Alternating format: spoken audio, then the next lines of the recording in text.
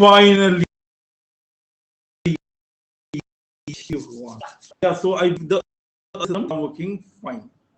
Okay, okay. So actually, these kind of problems, because I know why this is happening. Your internet speed is perfectly fine.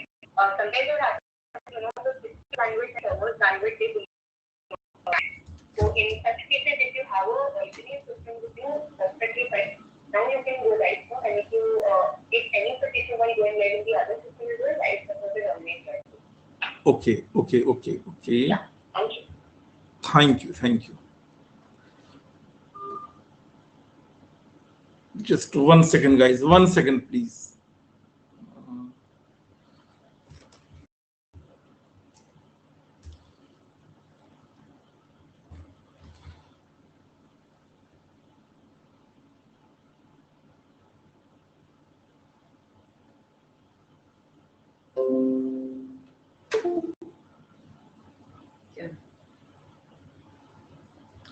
बाबू एक second hold कीजिएगा please, एक second hold कीजिएगा.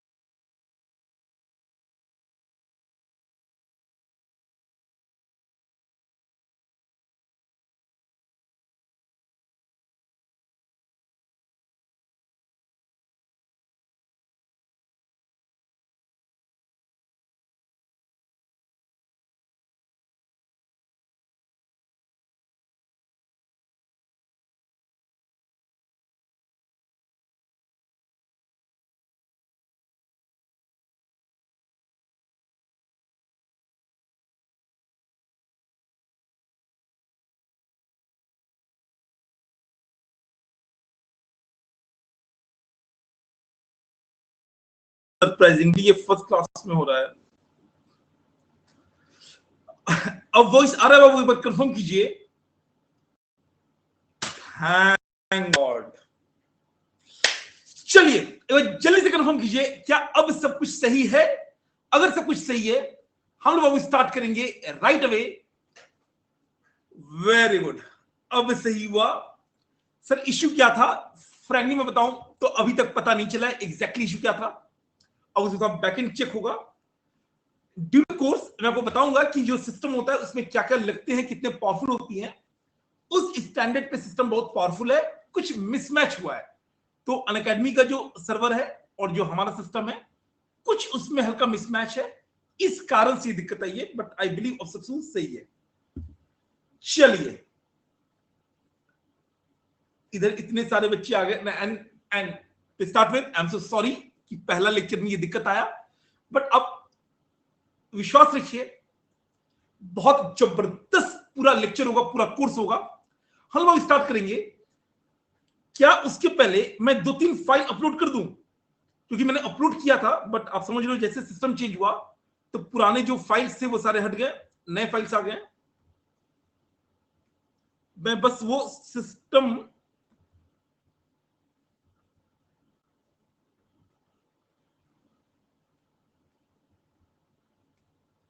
एक second.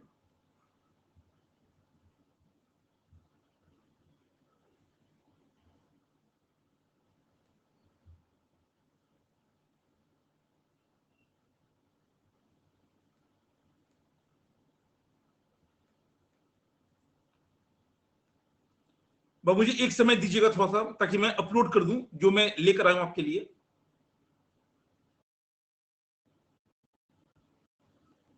अच्छा, आपके जो doubt है अपने डाउट सेक्शन में डाल दीजिए, जो डाउट का सेक्शन है, मैं वहां पर भी सारे डाउट ले लूंगा। डोंट वरी, सारे डाउट आपके क्लियर मैं कर दूंगा, रेस्ट एश्योर्ड।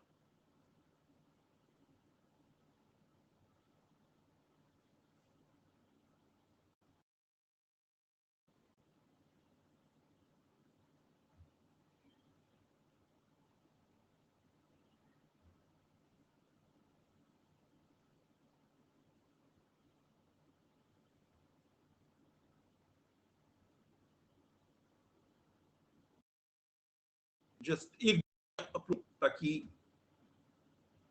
उसको करके आएगा।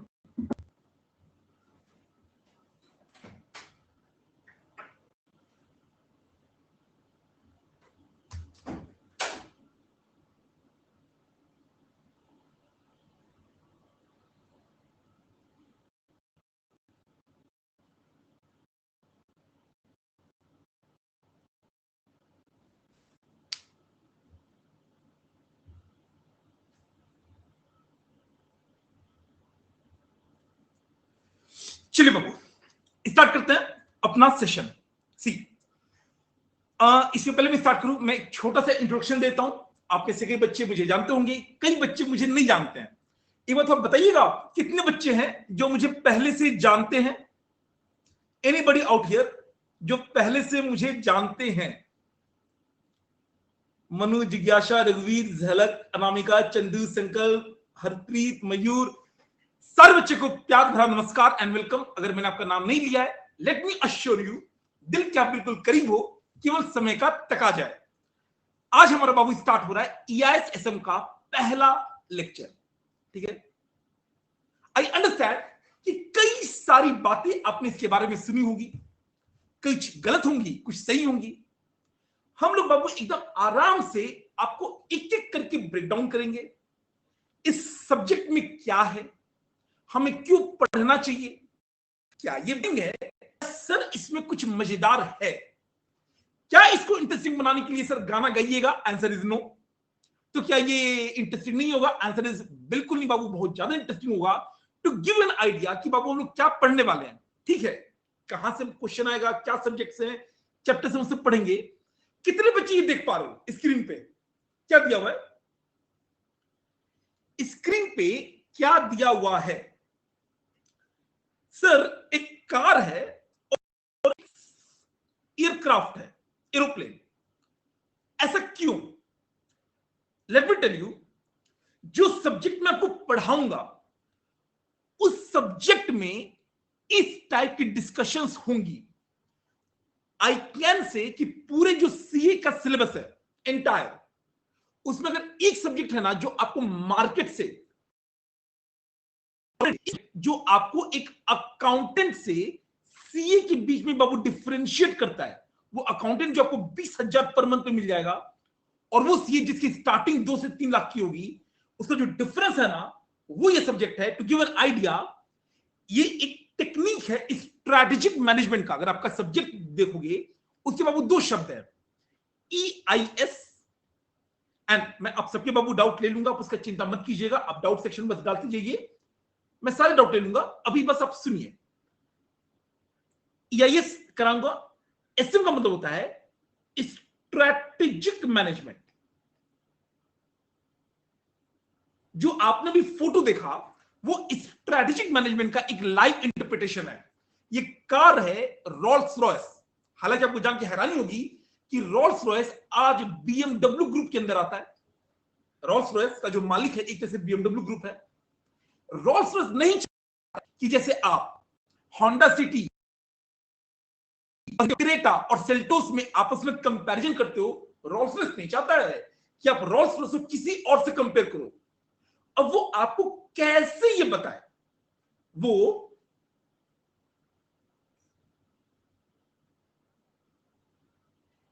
आई थिंक अभी ओके है। वो ये कैसे बताए कि भैया मेरी गाड़ी बाकी सब से ऊपर है, बेटा कंपेयर करना मत, और करना भी ना किसी एयरक्राफ्ट से करना। तो उसने सीधा फोटो डाला कि भैया हमारी कार का किसी और के साथ कार के साथ कंपैरिजन है ही नहीं।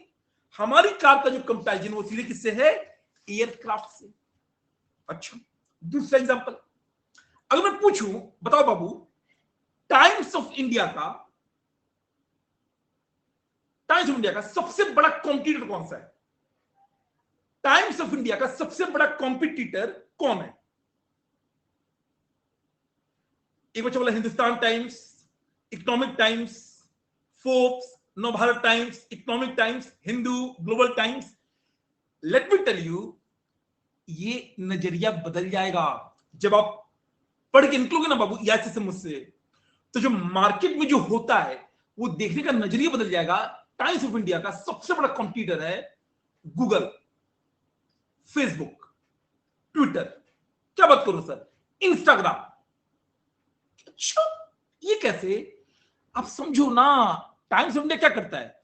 टाइम्स ऑफ इंडिया आपको न्यूज देता है, बट ईमानदारी से आप में से कितने लोग ऐसे हैं जो आप टाइम्स ऑफ इंडिया ओपन करते हो या पेपर खरीदते हो 3 रुपए का, 5 रुपए का? आप तो जाते हो फेसबुक, और ये जो बच्चा टिंडर बोल रहा है, बेटा सुधर जाओ, ठीक है, वरना पता चले कि सही समय अपने टिंडर पे गुजार दिया और जब समय आया तो कोई तैयारी नहीं हो रहा है, ठीक है, तो जो टिंडर वाले भाई साहब हैं वो वापस धरती पे आएंगे। वैसे भी टिंडर पे कोई आपको मैच करे उसके लिए ना कुछ होना जरूरी है। आइए वापस, द पॉइंट मी, ये उसके सबसे बड़े कॉम्पिटिटर्स है। और आपको लग रहा है कि सर मैं हवा में बात कर रहा हूं, ऑस्ट्रेलिया में प्रॉपर लड़ाई चल रही है जो वहां की न्यूज कंपनीज है और गूगल वगैरह में, जहां पर लिटरली दे आर फाइटिंग, और वहां की गवर्नमेंट चाह रहा है कि ये सोशल मीडिया कंपनी इनको पैसे दे। अच्छा सर और कुछ बताओ, एक मैं और एग्जांपल देता हूं। हम सब लोग बाबू कोविड में परेशान हुए थे, राइट? जब कोविड आया तो हमें पता चला कि जो फार्मा इंडस्ट्री, एकदम नया एग्जांपल है, ये एग्जांपल इससे पहले किसी भी बैच में कहीं नहीं दिया गया है। सबसे बड़ा है फार्मा मतलब फार्मा इंडस्ट्री। कोविड के समय सबको पता चल गया। मैं कोई बात बताऊं, या कहीं अच्छी जगह पे जॉब, इन इधर सिनेरियो आप किसी इंडस्ट्री का पार्ट बनोगे। वो ऑटोमोबाइल हो सकता है, एविएशन हो सकता है, मीडिया हो सकता है, मैन्युफैक्चरिंग हो सकता है। आपको मैं बताऊं एक बात, आपको अजीब सा लगेगा, अगर मैं बोलता हूं फार्मा इंडस्ट्री, आपको क्या क्या दिमाग में आता है? सर फार्मा इंडस्ट्री का मतलब हुआ सर मेडिकल कंपनीज होंगी, मशीन को दवाई, हॉस्पिटल, वो एम्बुलेंस वाला सब होगा, राइट? लैग आ रहा है क्या?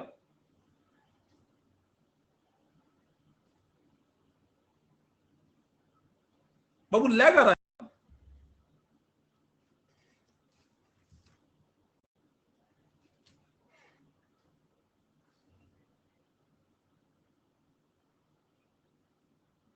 एक बार ना रिफ्रेश कर लीजिए प्लीज, एक बार प्लीज रिफ्रेश कर लीजिए।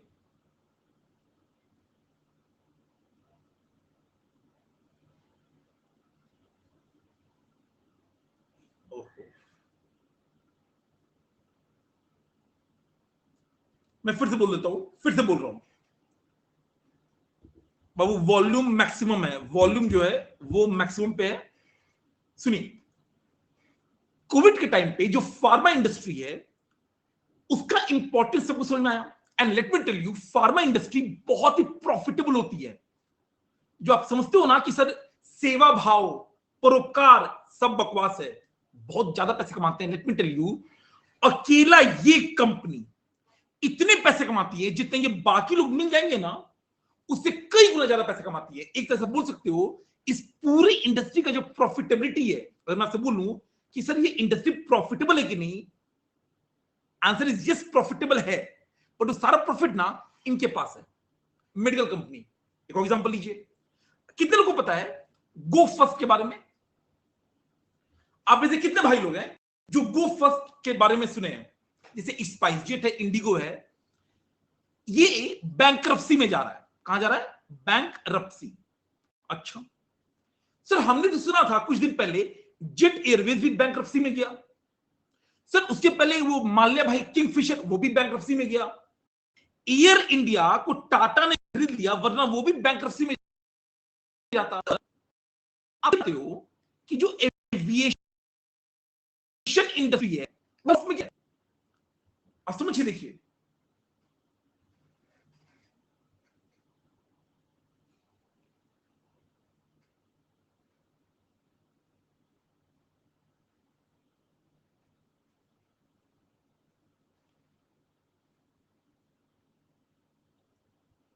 ना। ओके, आई थिंक बाबू पहला लेक्चर ना प्लीज थोड़ा सा मैनेज कर लीजिएगा। आई अंडरस्टैंड, पहला लेक्चर थोड़ा मैनेज कर लीजिएगा, ठीक है। ऑब्वियसली इस लेक्चर के बाद हम लोग ये बात डिटेल में चेक करेंगे कि भैया जो मेन सिस्टम है उसमें क्या इशू आया है, ठीक है। प्लीज आप थोड़ा मैनेज कर लीजिएगा। The point is sir aviation industry ना प्रॉफिटेबल है, लॉस में क्यों है? क्योंकि सारा प्रॉफिट है इन दोनों के पास। सर ये कौन है, ये कौन है सर? ये दोनों, ये वो कंपनी है वर्ल्ड वाइड, पूरे वर्ल्ड में केवल दो कंपनी है जो प्लेन बनाती हैं। मैं फाइटर जेट की बात नहीं कर रहा हूं, जो सिविलियन एयरक्राफ्ट है पूरे वर्ल्ड में और कोई नहीं बनाता है। बोइंग अमेरिका की है, एयरबस यूरोप की कंपनी है, कई लोग मिलकर बनाते हैं, मतलब यूरोप की कंट्रीज। इसके अलावा अगर इंडिया चाहे भी ना नहीं बना सकता है। क्यों नहीं बना सकता है वो मैं आपको बताऊंगा। सर क्या कैपेबल नहीं है? बाबू अलग ही पॉलिटिक्स है, अलग ही बिजनेस पॉलिटिक्स है। चाइना ने बना लिया है बट कोई एक्सेप्ट नहीं करता है। ये सब हमें बाबू पढ़ना है। मैं फिर बता दूं, ये जो कंपनीज है ये इतनी स्ट्रांग है, इन्होंने ऐसा सिस्टम क्रिएट किया हुआ है पूरी दुनिया में कि अगर आपके पास पैसा है, टेक्नोलॉजी है, फिर भी आपका एरोप्लेन कोई नहीं खरीदेगा। ये ऐसा सिस्टम बनाया हुआ है। और ये सब हमें कहां पढ़ना है? स्ट्रैटेजिक मैनेजमेंट में। टू गिव एन आइडिया, ये देखिए क्या दिख रहा है sir? Indian institute of management, sir IIM. भाई इंडिया का सबसे बड़ा तो यही है, आईआईएम का अहमदाबाद। वो भी आईआईएम वाले स्ट्रैटेजिक मैनेजमेंट का कोर्स कराते हैं। अगर आप देखेंगे, ये मैं अभी का बता रहा हूं, एंड डेट जून 23 में एंड हुआ होगा। 2,81,000 प्लस जीएसटी, यानी करीब 3.25 लाख का कोर्स है। एंड इसका अगर आप कंटेंट देखोगे ना बाबू, ये हमें पढ़ना है। बिजनेस स्ट्रैटेजी, इनोवेशन और डिजिटल स्ट्रैटेजी मैं आपको पढ़ाऊंगा। कॉर्पोरेट स्ट्रैटेजी, एग्जीक्यूशन मैं आपको पढ़ाऊंगा।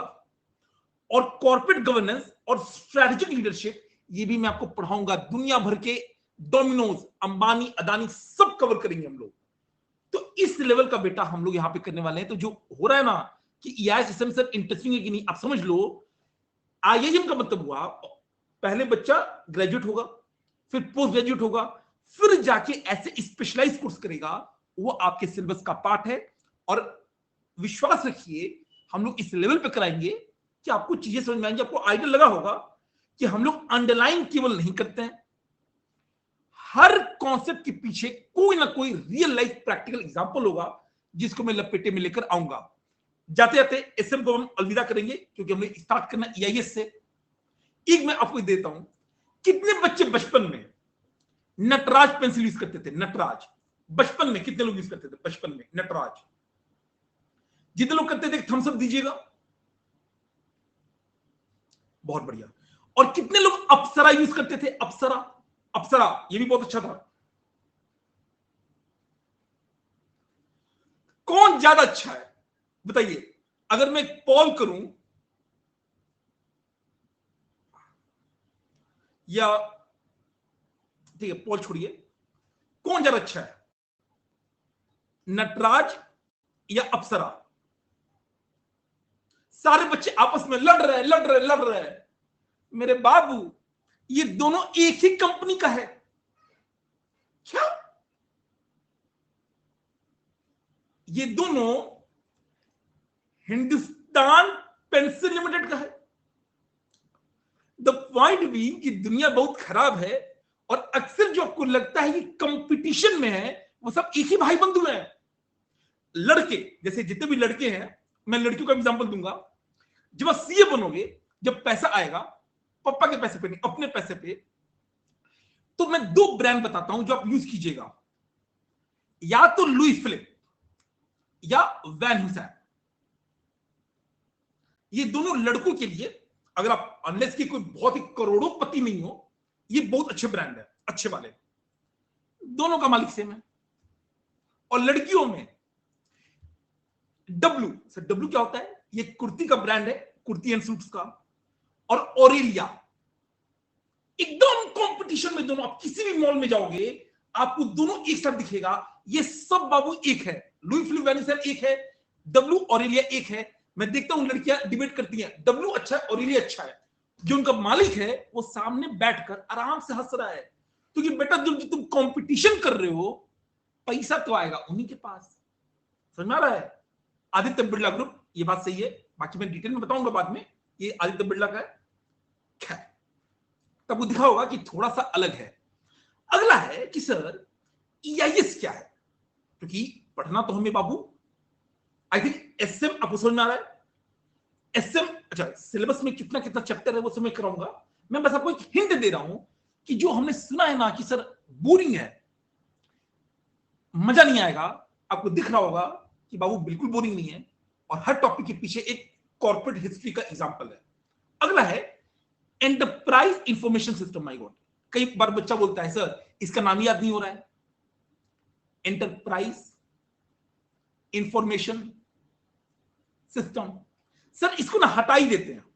एक बच्चा बोला सर नए वाले में तो हट जाएगा, अरे नहीं हट रहा है। अब समझो, कल को बाबू आप जब सीए बनेंगे, आप बैंक ऑडिट करेंगे, आपने सुना होगा बैंक ऑडिट, उसके लिए मैंडेटरी है एक डिप्लोमा, पोस्ट क्वालिफिकेशन। जब सीए बन जाओगे ना बाबू, तब आपको चाहिए होता है DISA, diploma in information system audit. इसका मेजर टॉपिक आप यहीं पे पढ़ लोगे। तो आप जो ईआईएस पढ़ोगे, इसका फायदा क्या होगा? एक तो एग्जाम में फायदा होगा, दूसरा जब आप जॉब करने जाओगे, अगर आपको बढ़िया जगह गए, बिग 4 में गए, मल्टीनेशनल कंपनी में गए, इसका आपको डायरेक्ट एप्लीकेशन दिखेगा। और मैं पूरा का पूरा जो अपना एक्सपीरियंस है ईवाई एंड पीडब्ल्यूसी का, मैं आपको यहां पर डाल दूंगा। अच्छा, मैंने आपसे पूछा था कितने बच्चे मुझे जानते हैं, मेजॉरिटी ने बोला जानते हैं, तो मैं अपने बारे में बताया नहीं, मैं बस पहले लेक्चर में बताऊंगा, उसके बाद नहीं बताऊंगा। जो बच्चे नहीं जानते जान लीजिए, नाम सी कृष्ण कुमार है, यही मेरा कोड भी है। भगवान की कृपा से ऑल इंडिया रैंक होल्डर हूं मैं, फाउंडेशन इंटर लेवल पे। फाउंडेशन में 92% मार्क्स है। जो सब्जेक्ट या जो लेवल पे मैं आपको पढ़ा रहा हूं, सातों सब्जेक्ट, या पहले 7 होता था, जैसे अभी 8 है ना, तो ऑल सब्जेक्ट में एग्जामिशन है। यानी मेरा जो लोएस्ट है वो कॉस्टिंग में 60 मार्क्स था। टैक्सेशन और ईआईएसएम में 2 पढ़ाता हूं, टैक्स में 76 मार्क्स है, और ईआईएसएम में उस समय के अकॉर्डिंग 66 मार्क्स है। तो जो मैं पढ़ा रहा हूं उसमें मेरे खुद की एग्जामिशन है दोनों में। बाकी और भी दुनिया भर की चीजें हैं। फॉर एग्जांपल, जैसे जिस स्टेट से मैं हूं, वहां से मुझे अवार्ड मिला हुआ है अपने चीफ मिनिस्टर से। छोटा छोटा बातें और भी हैं जो आपको अजीब सा लगेगा। एक बार कंपटीशन हुआ था जहां पे university of South Wales, Australia वाले आए थे, उनको कुछ मुझ में अच्छा लगा, उन्होंने भी एक अवार्ड देके चले गए थे। द पॉइंट भी he was in safe hands. एक और पॉइंट, सर ये तो आप अपने मन बता रहे हो, अपने बच्चों के मन बताओ कि जो आपसे पढ़ते हैं उनका क्या होता है। मतलब बिल्कुल सही बात है, ज्यादा कुछ नहीं होता है। 6, 19, 85, 80, लेट मी टेल यू, 80 ईआईएसएम में है, 85 टैक्स में, आई अग्री, 80 ईआईएसएम में। ये जो 77 है ईआईएसएम में, ये 77 टैक्स में है, ये भी टैक्स में है, ये ईआईएसएम में है। द पॉइंट बी, रिजल्ट बहुत बढ़िया आता है। अपना पूरे का पूरा एनर्जी हम लोग बाबू झोंक देंगे आपके साथ। आपसे बस एक कमिटमेंट चाहिए कि आप अपना ईमानदारी से एफर्ट दोगे। कोई रीजन नहीं है कि अच्छे मार्क्स नहीं आए। एक और point, sir being a chartered accountant, क्या हमें सच में ईआईएस पढ़ना चाहिए? तो बात बताइए, एक भाई साहब है निरंजन रॉय, कौन है ये? सीएफओ। किसके? इन्फोसिस। इंडिया में जब आईटी कंपनी का नंबर आता है तो सबसे ऊपर टीसीएस, सेकंड में आता है इन्फोसिस का। जस्ट दिल पे पूछ बताइए, एक सीए का नाम, सीए लोग सीईओ भी बनते हैं, चीफ एग्जीक्यूटिव ऑफिसर, बट एक पोस्ट जो कि सीए लोग को लगता है कि उनका जन्मसिद्ध अधिकार है, हर सीए वो बनना चाहता है, दैट इज सीएफओ, कि ये कम से कम सीएफओ तो हम बने।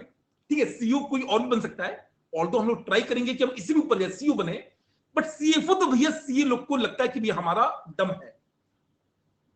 अगर आप एक आईटी कंपनी का सीएफओ बनना चाहते हो और आप एक ऐसे पर्सन हो जिसको आईटी के बारे में नॉलेज ही नहीं है, इंफॉर्मेशन टेक्नोलॉजी, बच्चा आईटी सुन के इनकम टैक्स में चला जाता है, आपको लगता नहीं है कि आपको पता होना चाहिए? And let me tell you, जो निरंजन रॉय है, ये भाई साहब बीकॉम है, डीयू से, और चार्टर्ड है।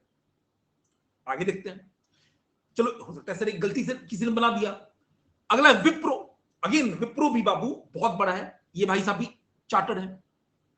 द पॉइंट जो मैं आपको बताना चाह रहा हूं कि जो आपकी डिग्री है वो केवल अकाउंट्स, ऑडिट, टैक्स पे सीमित मत रखिए।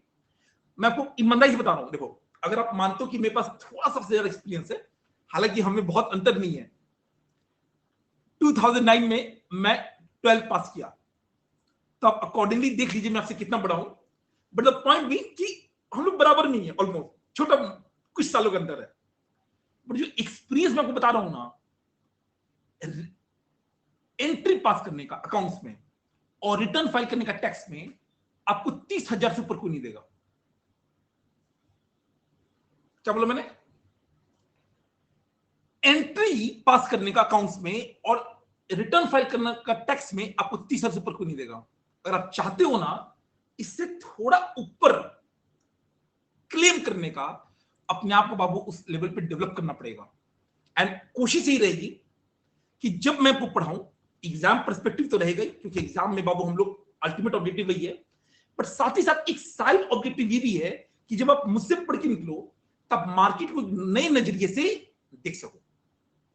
ठीक है, क्या हम लोग एक बार सिलेबस देखें कि हमारे सिलेबस में क्या है, कैसे है?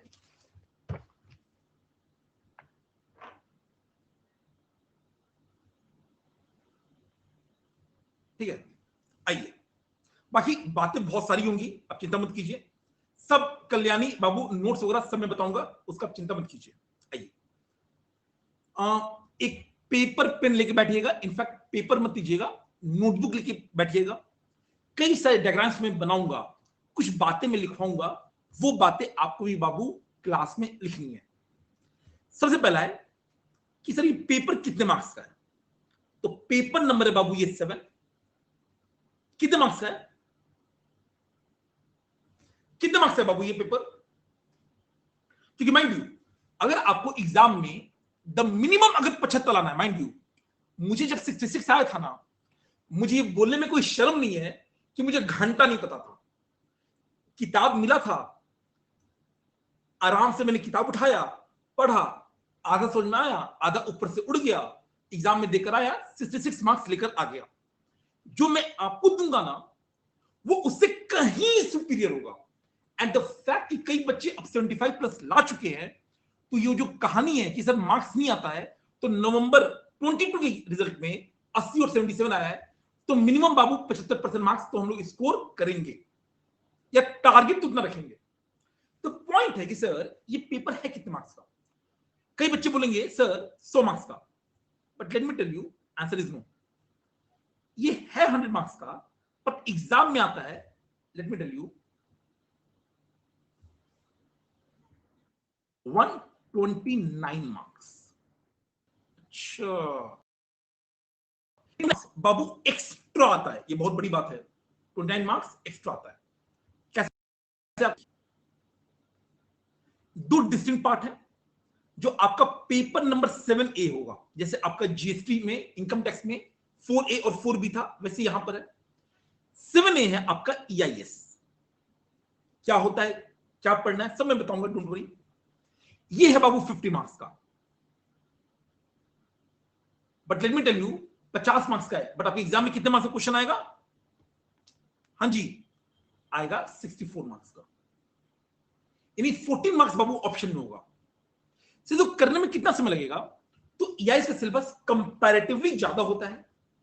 अगर मैं एकदम ईमानदारी से कराऊंगा जिसमें आपका रिटन प्रैक्टिस इन्वॉल्व होगा, let me tell you, we will solve few questions by hand. इसमें हम लोग लगाएंगे अराउंड 95 टू 100 आवर्स। देखो करने का बाबू मैं 7 घंटे में भी कर सकता हूं, भाई करने का तो मैं कर ही सकता हूं ना। जब मैं रिवाइज कराने पे आता हूं तो मैं अंतिम दिनों में तो मैं 10 घंटे में करा देता हूं। बट मेन फोकस क्या है कि आपको इस तरीके से पढ़ाना कि जब आप घर पे खुद से पढ़े ना तो आपको ये ना लगे कि यार क्लास में तो आया था समझ में, बट यहां पे तो कुछ हो ही नहीं रहा है। तो उस लेवल पे जाने के लिए 95 टू 100 आवर्स का लगेगा, इतना हम लोग आपको देंगे, डोंट वरी। इसके बाबू 2 पार्ट बनेंगे।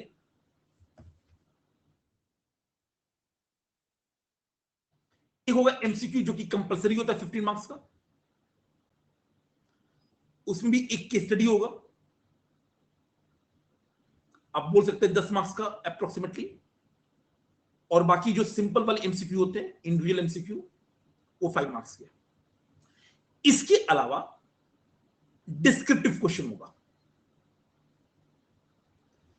डिस्क्रिप्टिव क्वेश्चन में सुन दीजिएगा, मैं आपको बस एक फॉर्मेट देता हूं ताकि कल को जब आप खुद से करेंगे ना तो आप देख सकते हैं कि जब पेपर में क्या आएगा, कैसे आएगा, एक थोड़ा सा आइडिया होना चाहिए। जो क्वेश्चन नंबर 1 होगा वो आपका 5 मार्क्स का होता है कंपलसरी, तो ये तो आपको करना ही करना है, इसमें आप क्वेश्चन कर सकते हो। उसके बाद थोड़ा ऑप्शन आता है, जैसे क्वेश्चन 2 में ए और बी, क्वेश्चन 3 में ए और B, question 4 and question 5 same रहेगा, ए एंड बी। जो ए होगा वो होगा 6 मार्क्स का और बी होगा 4 मार्क्स का, यानी एक हो गया 10 मार्क्स का। ये है कितने का? 35 मार्क्स। तो आप कह सकते हो कि 3/4 करना होता है। तो क्वेश्चन नंबर 1 तो मैंडेटरी है, वो तो आपको करना ही करना है हर हालत में। क्वेश्चन नंबर 2, 3, 4 और 5, ये जो 40 मार्क्स है इनमें से आपको कोई एक करना, मतलब कोई एक आप ऑप्शन में छोड़ सकते हो। तो 3 आउट ऑफ 4। अगर मैं एसएम की बात करूं, वो है आपका पेपर नंबर 7B। इसका सिलेबस थोड़ा छोटा है, से कितने घंटे लेंगे डोंट वरी, इसमें भी बाबू मैं आपको 55 आवर्स दूंगा, यानी we will be planning around 150 hours, एक कॉम्प्रिहेंसिव, जहां पे एमसीक्यू मैं आपको बताऊंगा कि आपको कैसे हम लोग पढ़ाएंगे, ये 150 आवर्स कैसे लगेगा, 55 आवर्स यहां पे मिलेंगे। अच्छा, यहां भी वही होगा, MCQ and descriptive. The only differences कि जैसे यहां पे ना 4 एंड 6 एंड 4 मार्क्स का था, यहां पे सारे 5 मार्क्स होते हैं, सारे 5 मार्क्स के, सारे 5 मार्क्स के, सिंपल, याद रहेगा। तो अनलाइक ईआईएस जहां पे 6 मार्क्स और 4 मार्क्स का होता है, एसएम में सारे क्वेश्चन 5 मार्क्स के होते हैं। एंड माइंड यू, ये 50 मार्क्स हो गया, ये आपका 35 मार्क्स हो गया, यहां पर भी ऑप्शन यहां पे भी होता है। तो दोनों में बाबू आपको ऑप्शन मिलेगा। इस 35 के लिए आपको मिलेगा 49 मार्क्स का क्वेश्चन। मैं बताता हूं, जो अंतिम का क्वेश्चन होगा ना, ये जो 5 वाला, इसमें ए बी और सी 3 क्वेश्चन होता है। तो मतलब आपको बढ़िया बढ़िया ऑप्शन मिलेगा, उसका कुछ चिंता करने की जरूरत नहीं है। बस जल्दी से नोट कर लीजिए, जल्दी से बाबू नोट कर लीजिए।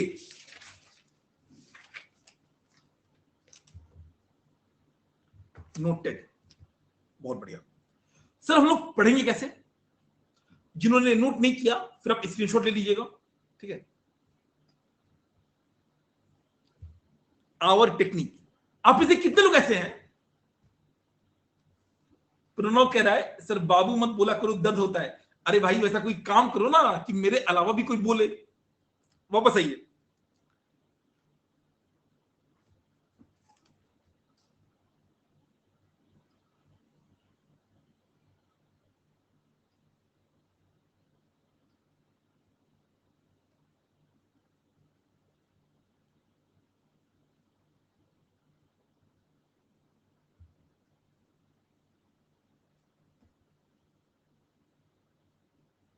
एक सेकंड से।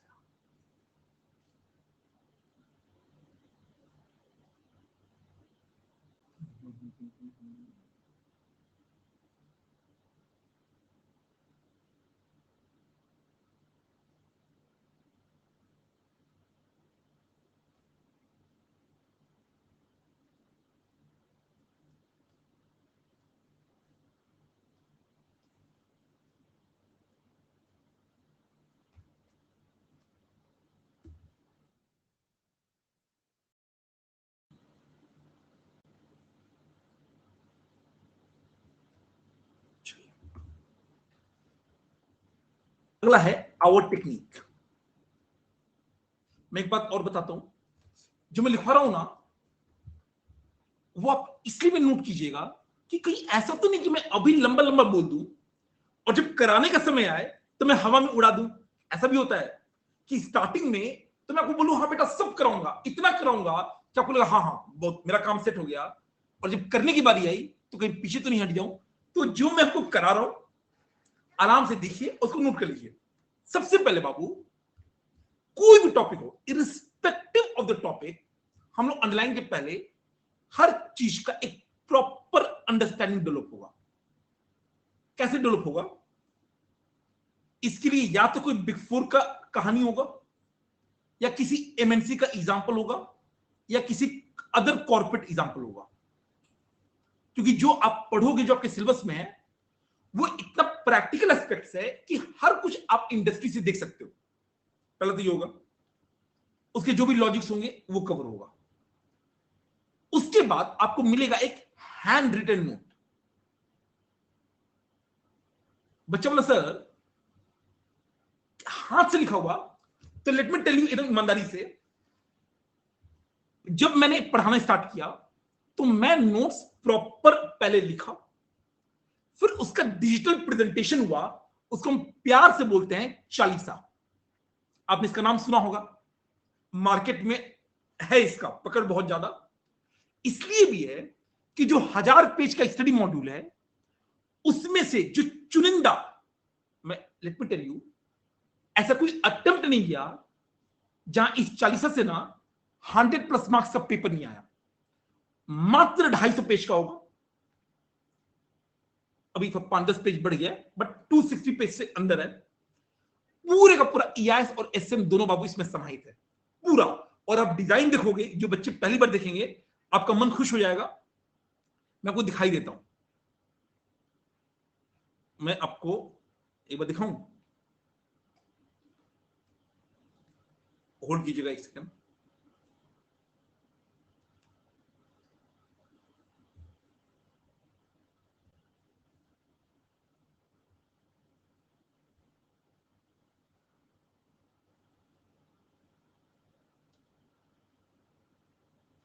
देखिए, ये है बाबू आपका रीडिजाइन इंडेक्स।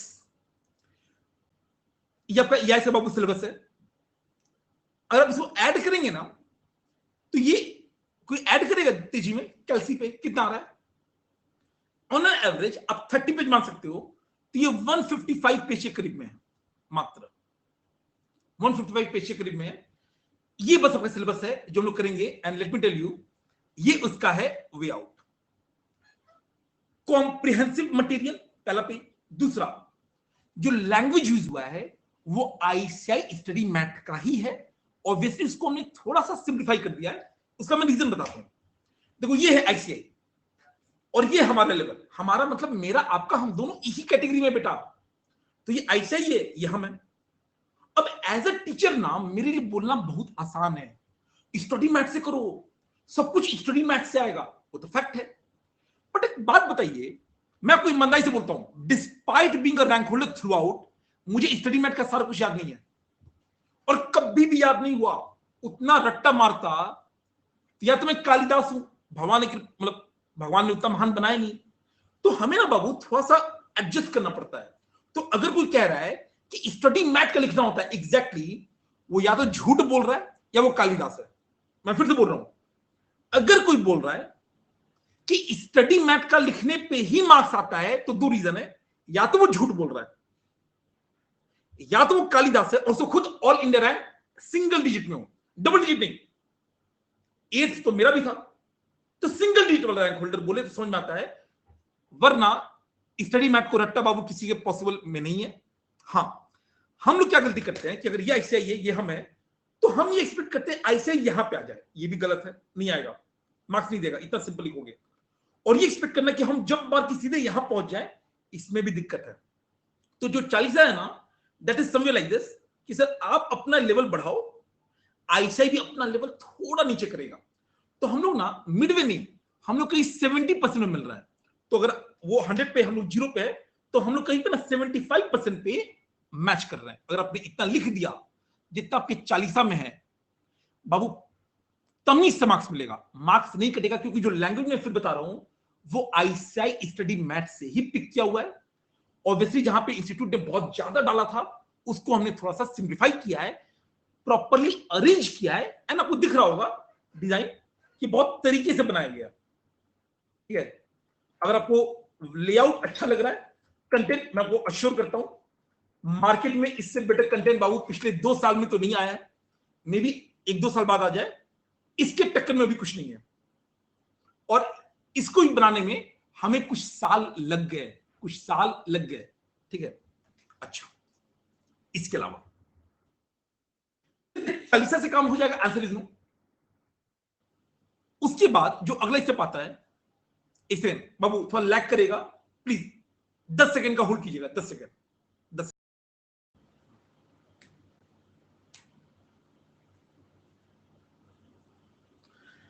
उसके बाद आता है दिव्यास्त्र। सर ये क्या है सर? ये है बेटा हमारा, इसमें 2 पार्ट आता है। एक आता है क्वेश्चन बैंक और एक आता है एमसीक्यू।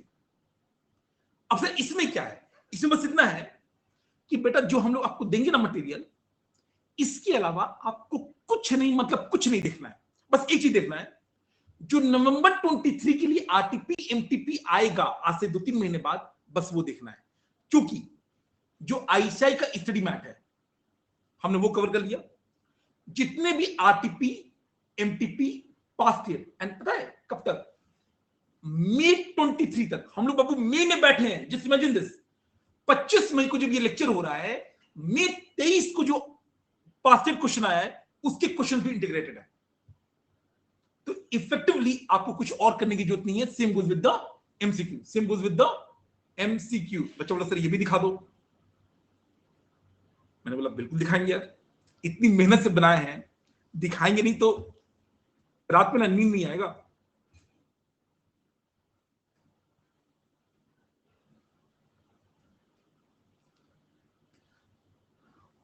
ये देखिए, हर चैप्टर का number of questions, page number, total 237 question है, सब कुछ इंक्लूडेड है, सब कुछ टू द एक्सटेंट। एक बार पढ़िएगा कवरेज में क्या लिखा हुआ है। कवरेज में पहला point, ICAI study material 100%, RTP MTP till में 23 100%, and past year question 100%। And let me tell you, हम लोगों ने ना माइंडलेस कॉपी पेस्ट नहीं किया है।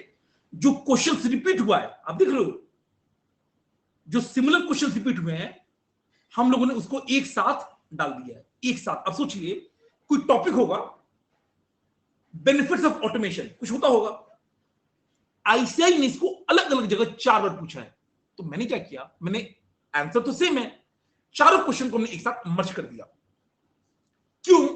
ताकि नंबर ऑफ पेजेस ज्यादा ना बढ़े, आपको बर्डन ना फील हो, at the same time coverage complete हो। तो जो बच्चा कह रहा है सर ये तो मात्र 237 क्वेश्चन है, अरे नहीं बाबू, ये क्वेश्चन तो 400 प्लस है। आपको 237 इसलिए दिख रहा है क्योंकि हमने रिपीटेड क्वेश्चंस को मर्ज कर दिया है, ठीक है। Same goes with the MCQ, same goes with the MCQ. इसके अलावा इतना करने के बाद भी ना मन नहीं भरता है।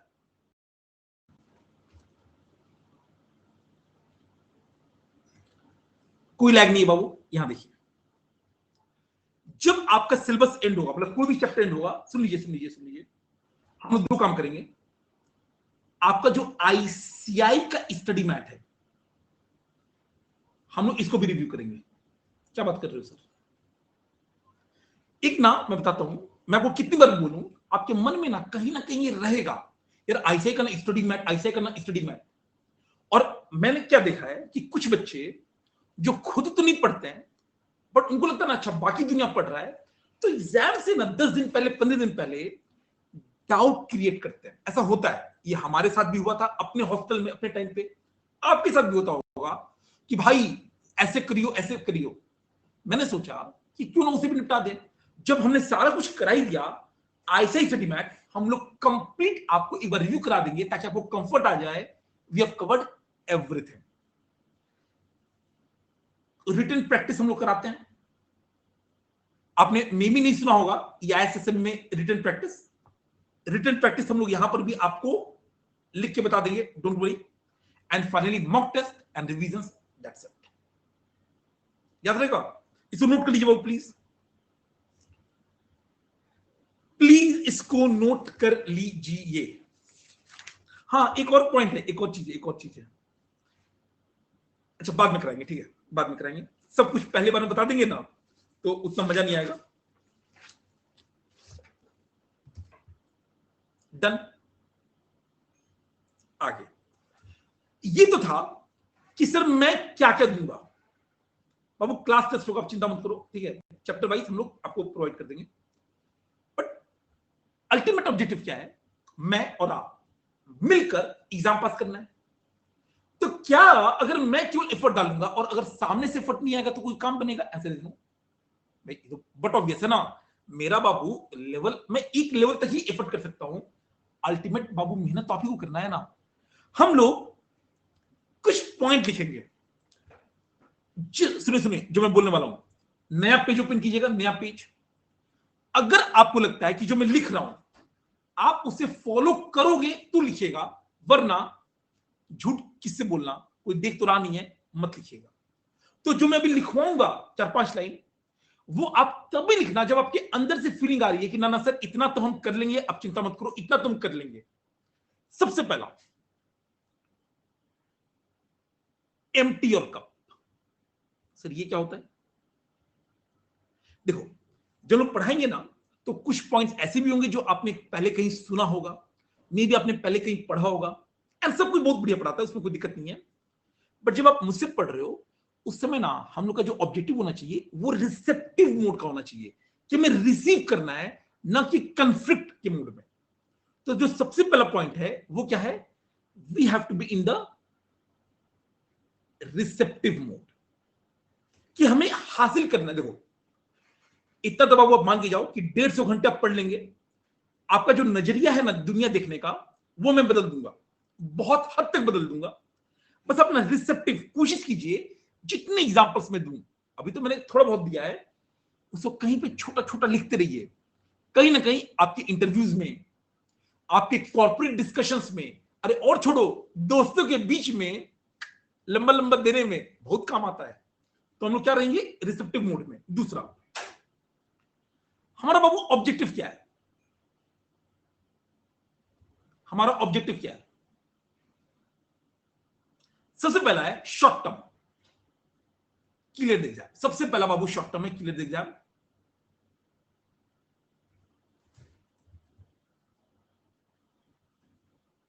At least 75 plus marks. अभी भी देख सकते हो बाबू, देख सकते हो। दूसरा, एक होता ना, अरे भाई एक सीए कैसे बन गया, इसे कुछ पता ही नहीं है, वैसा सीए नहीं बनना है। To become well informed CA who is aware of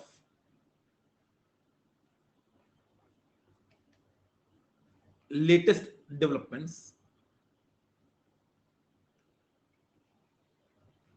in field of technology and business।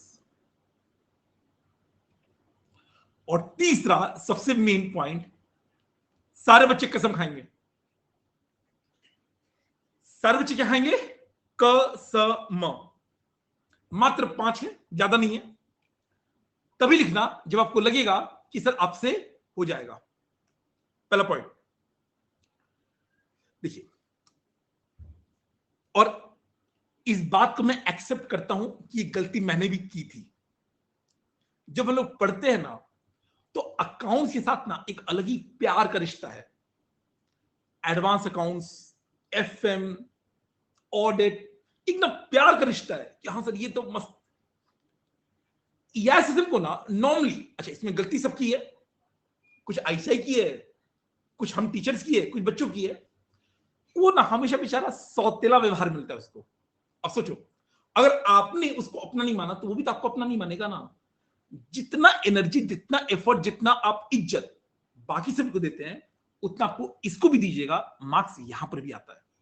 80 आया है ना, तो सबसे पहला जो पॉइंट है वो ये है, I will give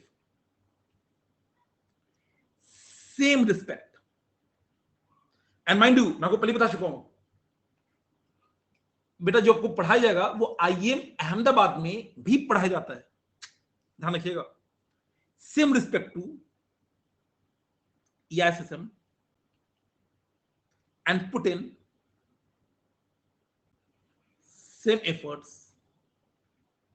just like other subject. एक बच्चा बोला, अरे सर इसमें कौन सी बड़ी बात है, हम बाकी को भी इज्जत नहीं देते हैं, इसको भी नहीं देंगे, हम बाकी पे भी एफर्ट नहीं डालते हैं, इस पे भी नहीं डालेंगे।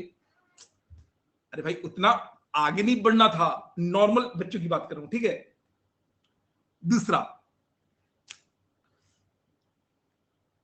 अब क्या लगता है कि अगर ईमानदारी से अगर आपको 75-80 टारगेट करना है, आपको सेल्फ स्टडी कितने घंटे करना चाहिए, कितने देर, कितने देर?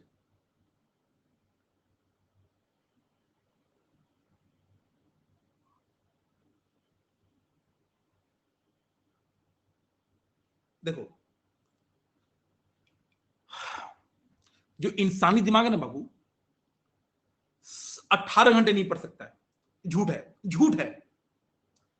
आप, मैं लंबा नहीं फेंकूंगा, आप अपने कोचिंग के अलावा ना मात्र 45 मिनट, कोचिंग के अलावा मात्र 45 minute, 45 minute, that's it.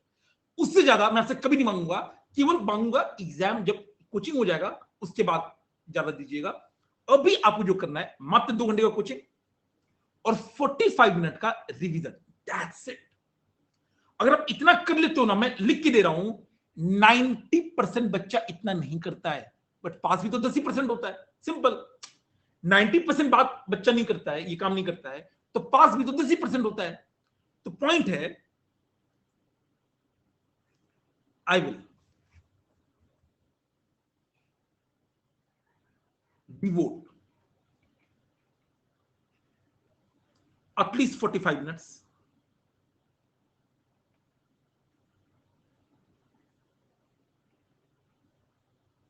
to revise each lecture, that's it।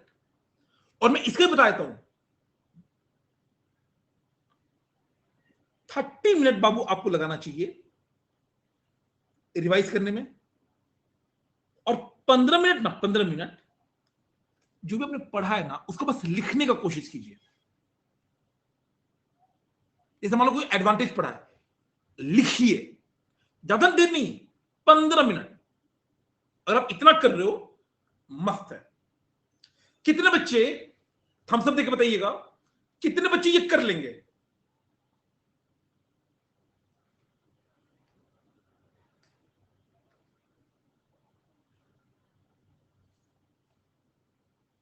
बहुत बढ़िया। अच्छा, मुझे लगा सारे बच्चे सो गए हैं, बट बच्चे जगे हुए हैं, गुड गुड गुड गुड। तीसरा, अच्छा, हम में से कितने बच्चे ऐसे हैं जिन्होंने इसको नहीं लिखा है? एक सेकेंड, ऐसे भी महान लोग होंगे। कितने बच्चे जिन्होंने बोला नहीं सारी, हम एकदम ईमानदार है सर, आपने बोला कि हम वही लिखे जो हम फॉलो करेंगे, हमें पता है कि हम नहीं करेंगे।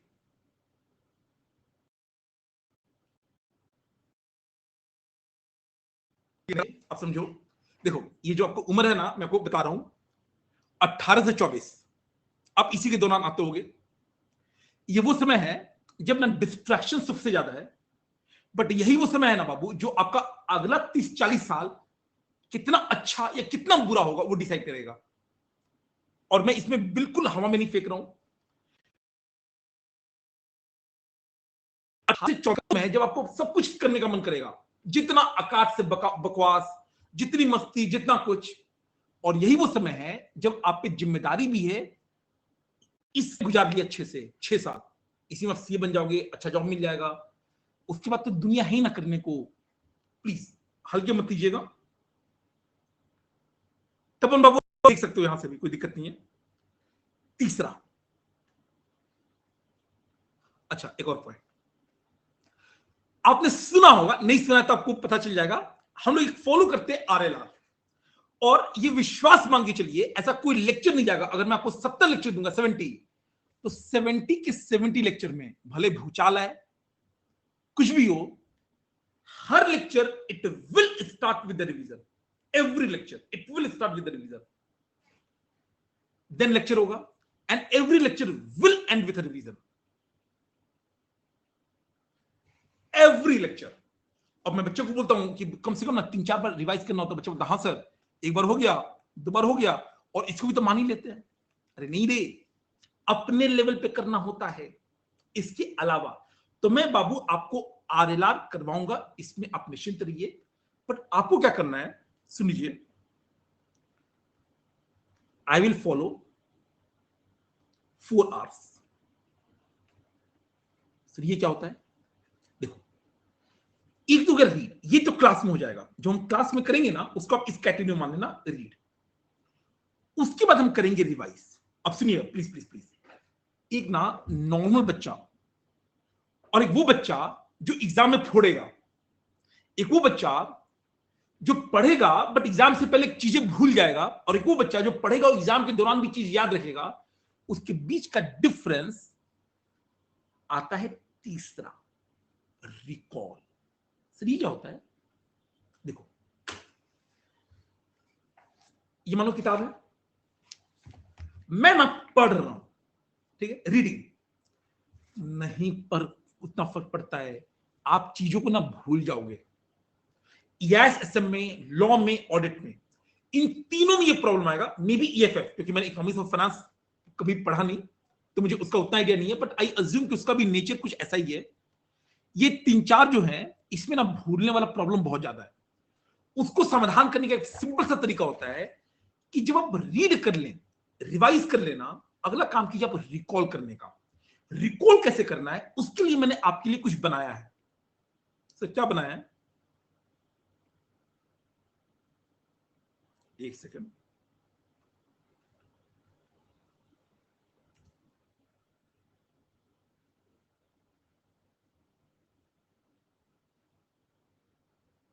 मैं कुछ आपको दिखा रहा हूं, एक मस्त चीज बनाया मैंने।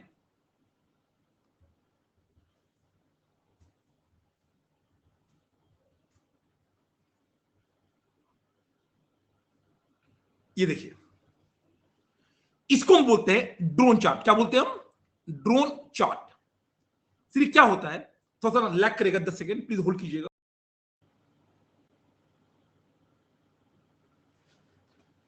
ये पूरा चैप्टर एक पेज में है, कंप्लीट चैप्टर 1 पेज। इसको यूज कैसे करना है, सुन लीजिए, सुन लीजिए कैसे करना है।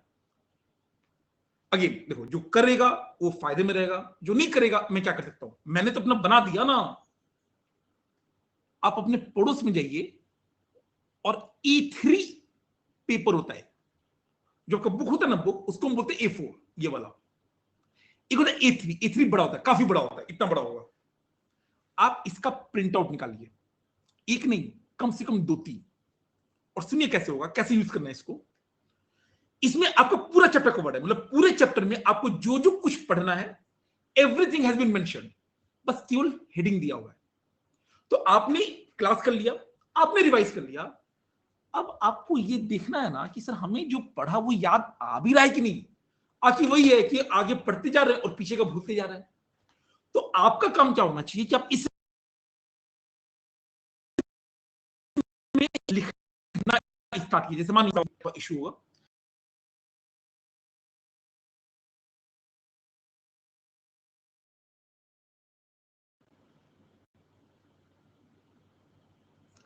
इसके नीचे आपको ये शॉर्टकट, मानो इसका शॉर्टकट है QC ट्रिक, मान लीजिए even this is sufficient, this is sufficient. अब लैग नहीं है, आई थिंक अब लैग नहीं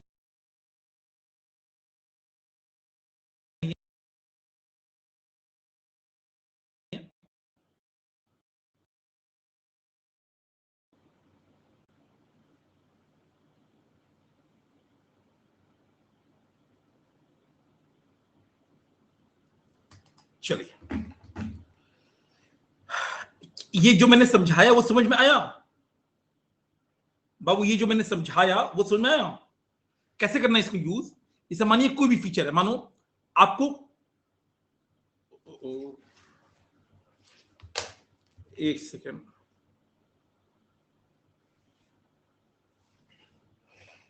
एक सेकंड बाबू, मैं चार्जर लेकर आ रहा हूं, एक सेकंड।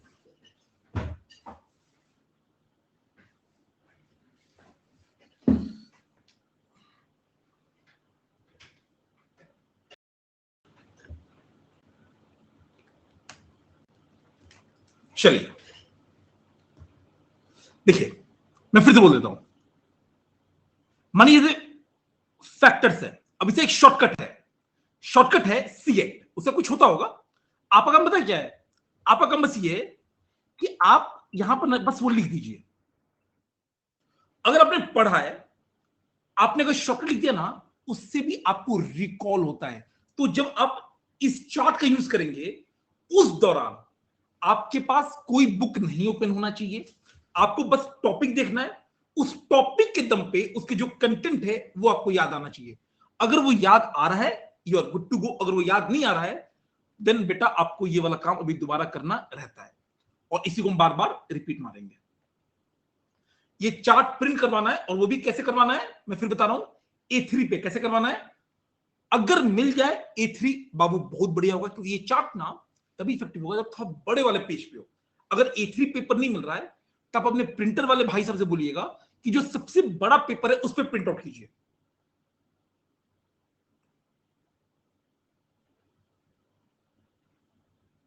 ठीक है, ये सब बाबू आपको डाउनलोड हो जाएगा।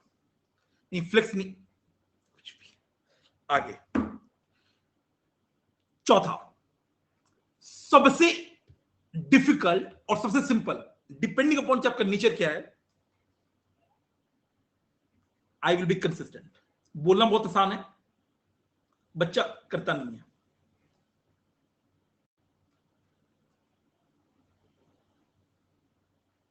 And not miss any lecture.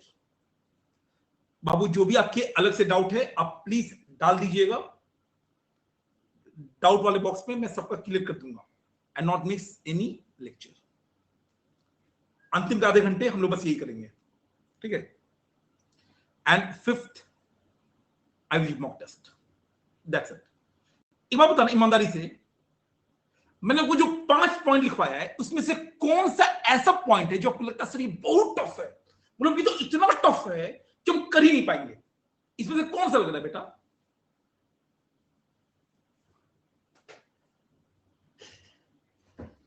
ये भगवान,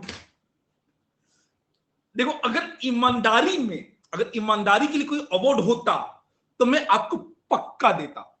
देखो ईमानदारी, देखो सारे बच्चे का हाँ सर सब कुछ ठीक है। ये चौथा वाला ना, ये कंसिस्टेंट वाला में ना सर हमारा हाथ और तंग है, क्योंकि सर बहुत इंपॉर्टेंट काम है ना हमारे पास, आपको थोड़ी पता है। दोस्त से बात भी करना है, कोई इंपॉर्टेंट जगह भी जाना है। वैसे कहां ही जाओगे, हॉस्टल में ही पड़े रहोगे, बट खैर। आगे ये लिख लिया बाबू अपने?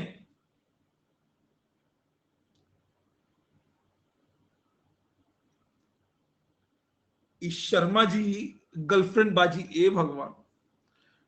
अक्सर ऐसा होता है कि जो बच्चे ज्यादा एक्साइटेड होते हैं छोड़ो, उनको नॉर्मली ना भगवान जी सीधे अरेंज मैरिज करवाते हैं। चलिए आइए हम लोग स्टार्ट करते बाबू EIS के साथ। बस हम लोग इंट्रोडक्शन देकर फिर हम लोग आपके डाउट देख लेंगे। सबसे पहला है सर, वाई EIS? यह पहला पॉइंट है सर, EIS होता क्या है? EIS सर, ई क्या होता है? एंटरप्राइज है। अब इसका ना लंबा चौड़ा डेफिनेशन रट्टा नहीं मारना है, सिंपल सा मतलब होता है कोई भी ऑर्गेनाइजेशन या कोई भी एंटिटी। हाँ बस इतना याद रखिएगा बेटा, एक ऑर्गेनाइजेशन के अंदर सोचिए, देखो जैसे रिलायंस जैसी कंपनी है, वहां पे सारा काम कोई एक आदमी करता होगा कि मल्टीपल लोग होंगे? बताइएगा, कमेंट बॉक्स में डालिएगा। रिलायंस जैसी कंपनी में सारा काम एक आदमी करेगा कि अलग अलग? अलग अलग। तो लोग क्या करते हैं ना बाबू, अलग अलग डिपार्टमेंट बना देते हैं। क्या बनाते हैं? डिपार्टमेंट। जैसे अकाउंट्स का डिपार्टमेंट हो गया, ह्यूमन रिसोर्स का हो गया, फाइनेंस का हो गया, परचेज का हो गया, सेल का हो गया, एक्सेट्रा। इसको हम प्यार से, सुनिएगा ध्यान से, डिपार्टमेंट बोलते हैं। इसी को हम प्यार से फंक्शन बोलते हैं। और मैं आपको समझा नहीं रहा हूं, बट आप लिख दीजिए मॉड्यूल। कुछ होता होगा XYZ अक्कड़ बक्कड़ बम्बे बो, अभी बस लिख दीजिए मॉड्यूल।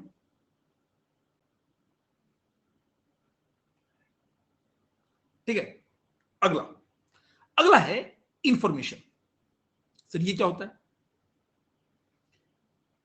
मैं बताता हूं, बताओ। इसका मतलब क्या हुआ? 400 का 400, मैंने बोला 400 से कोई आपको मतलब समझ में आया? 400 400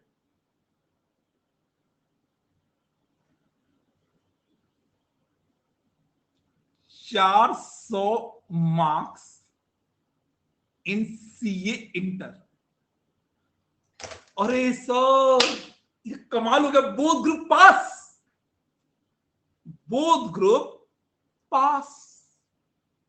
यही अंतर होता है डेटा में और इंफॉर्मेशन में। डेटा मतलब होता है विदाउट कॉन्टेक्स्ट, बस आपको दिया हुआ है, आपको मतलब समझ में नहीं आ रहा है, नो मीनिंग। इसी को जब हम प्रोसेस कर देते हैं, यानी डेटा में अगर हम कॉन्टेक्स्ट जोड़ देते हैं तो वो बनता है इंफॉर्मेशन। ये समझ में आया? मेरे पास और भी एग्जांपल थे, मैं आपको बताऊं। जैसे अगर मैं आपको बोलूं attendance, that is a data. Salary structure, basic पे कितना है, ह्यूमन हाउस रेंट अलाउंस कितना है, TDS कितना है, डेटा। बट इसको प्रोसेस करके अगर मैं आपका सैलरी कंप्यूटेशन कर दूं, वो क्या हो जाएगा? इंफॉर्मेशन। समझ रहा है? बट मैंने आपको ये एग्जांपल दिया क्योंकि मुझे पता है आप इससे ज्यादा रिलेट कर पाओगे कि 400 का कोई मतलब ही नहीं है, but 400 marks in CA inter. अरे सर वो तो बहुत पास हो गया। हालांकि मैं लेट मी टेल यू, हम कितने बच्चे टारगेट कर रहे हैं कि 400 मार्क्स आ जाए? कितने बच्चे हैं? 400 मार्क्स आ जाएगा ना, मजा आ जाएगा, दुनिया जीत लेंगे।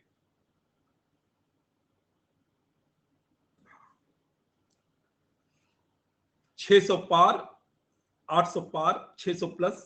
सुनिए, देखो मैं बहुत ही सिंपल बच्चा हूं, ठीक है। भगवान की कृपा था कि रैंक आ गया। हालांकि ऐसा नहीं कि एक ही बार आया, मल्टीपल टाइम्स आया। बोर्ड्स में भी 95 प्लस आया। बट बस एक कॉमन पॉइंट क्या था कि मैं कभी भी ना ओवरऑल नहीं देखता था कि रैंक चाहिए। मैं क्या देखता हूं कि बेटा 8 पेपर है। सुनिएगा, रैंक ना बाई प्रोडक्ट है। सुनिएगा ध्यान से, this is nothing but by product. आपका जो फोकस होना चाहिए वो होना चाहिए सब में मिनिमम और मैक्सिमम, सबका। और मिनिमम तो बाबू 7 है, मैक्सिमम भैया आपको जितना श्रद्धा। अगर आपको कोई सब्जेक्ट पसंद है, अकाउंट्स पसंद है, 95 का मारो ना, 98 का मारो, आता भी है बच्चों को। अगर कोई सब्जेक्ट है जो पसंद नहीं है, इवन उसमें बेयर मिनिमम जो सबसे कम आएगा, क्योंकि माइंड यू आपको मौका मिला पढ़ने का, आपको मौका मिला है कि आप कोचिंग के लिए पैसा पे कर सकते हो। दुनिया में बहुत लोग हैं जो पे नहीं कर सकते। कल UPSC का रिजल्ट आया है, कल UPSC का रिजल्ट आया है, एक बच्चा चल नहीं सकता है, पैर नहीं है, एक हाथ नहीं है, और एक हाथ में 3 उंगली है।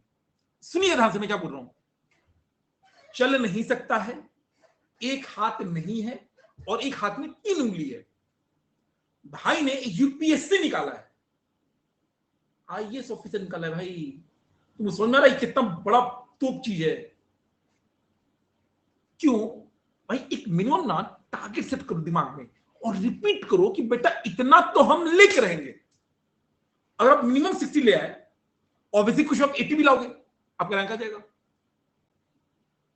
सर क्या ये पॉसिबल है? मैं आपको बता चुका हूं, मेरे खुद की है, मिनिमम 60 है, ठीक है। तो मिनिमम 60 से कम तो भैया कभी हो नहीं सकता है, क्योंकि बेटा अगर आपने कोशिश किया ना 40 मार्क्स का, भगवान जी आपको 39 ही देंगे। इसलिए 40 वाला कभी नहीं। आगे इसका मतलब क्या होता है? इसका मतलब होता है सिस्टम। सर ये क्या होता है? आप में से कितने लोगों ने सुना है भाई सुनना, दिल से काम मत ले, दिमाग से काम ले? कितने लोगों ने सुना है दिल से काम नहीं लेंगे, दिमाग से काम लेंगे? सही बात है। भाग्य बनाओ कि आपका दिल इंडिपेंडेंट नहीं है, वरना दिल पता है क्या बोलता है? अच्छा बेटा जरा तेज बन रहा है, रुक अभी ब्लड पंपिंग बंद करना है, सीधा हार्ट अटैक। दूसरा, भाई हम दिमाग से काम करते हैं, हम दिल से काम करते हैं, दिमाग से नहीं। दिमाग बोलेगा अच्छा बेटा हमसे तेज, रुक हम दिमाग काम करने ही बंद कर देते हैं। द पॉइंट बीइंग कि बाबू सब कोई मिलके काम करता है। तो जो सिस्टम होता है ना, दैट इज नथिंग, कई सारे कंपोनेंट हैं जो आपस में एक दूसरे पे डिपेंडेंट है। जब मिलते हैं तो काम होता है। जैसे हमारा ह्यूमन बॉडी, दिमाग, दिल सब मिलकर काम करते हैं। एक और एग्जांपल ले लीजिए, कार। सोचिए कार, कार जो होती है वो एक कंपोनेंट पे चलता है या सब मिलकर चलाते हैं? एक्सीलरेटर भी, ब्रेक भी, इंजन भी, सब कुछ। तो सिस्टम का मतलब क्या होता है? वहां पे जगह कम था, मैं यहां लिख रहा हूं। It is nothing but a combination of, या आप बोल सकते हो सेट ऑफ इंटर रिलेटेड, जो आपस में एक दूसरे से लिंक्ड है। दिल और दिमाग आपस में लिंक्ड है, एंड आपस में वो डिपेंडेंट भी है, डिपेंडेंट भी है। कंपोनेंट्स वर्किंग टुगेदर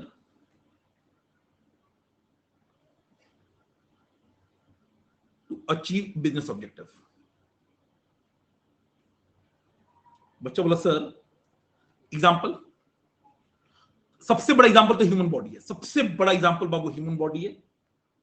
सबसे बच्चों वाला एग्जांपल ट्रैफिक लाइट सिस्टम है। अकेला ग्रीन से भी काम नहीं चलेगा, अकेला रेड से भी नहीं, अकेला येलो से भी नहीं।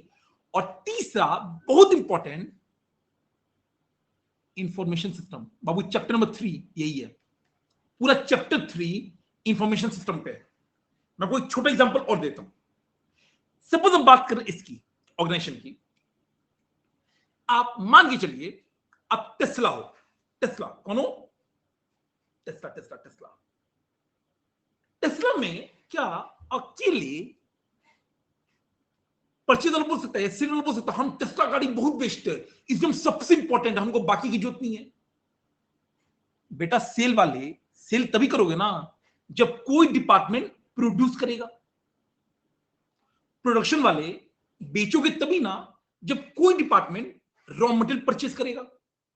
और परचेज वाले भाई बेचोगे, खरीदोगे तभी ना जब कोई पैसा देगा।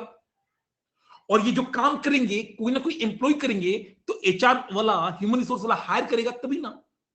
अकाउंट्स वाले का थोड़ा इज्जत कम है मार्केट में, थोड़ा सा कम है, ठीक है। प्योर अकाउंटेंट का मतलब आप समझ रहे हो ना, थोड़ा सा वैल्यू कम होता है एज कंपेयर टू बाकी। तो पॉइंट बीइंग कि सब कोई मिलजुल के काम करते हैं। तो इसलिए मैं कह रहा हूं एक सेट ऑफ आपस में रिलेटेड है, एक दूसरे पे डिपेंडेंट है, मिलके काम करते हैं ताकि हमारा बिजनेस ऑब्जेक्टिव अचीव हो। जो भी बिजनेस ऑब्जेक्टिव है, जैसे मान लो आपका सेल करना है, रेवेन्यू, तो रेवेन्यू तभी आएगा ना जब प्रोडक्शन होगा, प्रोडक्शन तभी होगा ना जब परचेज होगा, परचेज तभी होगा ना जब फाइनेंस होगा, माल तभी बिकेगा ना जब मार्केटिंग डिपार्टमेंट होगा। तब अभी रट्टा मारने की कोशिश मत करो, पर आप समझ लीजिए कि क्या ये बेसिक समझ में आ रहा है कि कई सारी चीजें आपस में मिलेंगी तो आपका बाबू काम होता है, ठीक है। अब ये तो बाकी सर हमने EIS को अलग देखा, एंटरप्राइज इंफॉर्मेशन सिस्टम। एग्जैक्टली इसका काम क्या है। जब भी मैं बोलूं ईआईएस, हालांकि let me tell you, EIS एक बहुत ही बड़ा टॉपिक है, बट आप उसको ना सिंपल शब्दों में समझ सकते हो टैली से। कितने लोगों ने टैली देखा है? टैली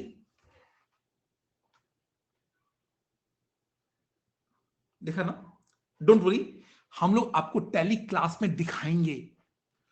प्रॉपर क्लास में यूजर नेम पासवर्ड डाल के टैली ओपन करेंगे और वो आपके सिलेबस का पार्ट है। सर कहां पे है? वो ये है, मैं आपको बताता हूं। ये आपको दिख रहा है फाइनेंशियल एंड अकाउंटिंग सिस्टम, यहां पे हम लोग टैली को पूरा ओपन कर देंगे आपके लिए। तो अभी ना एकदम सिंपल बच्चे की तरह आप ऐसे समझ लीजिएगा,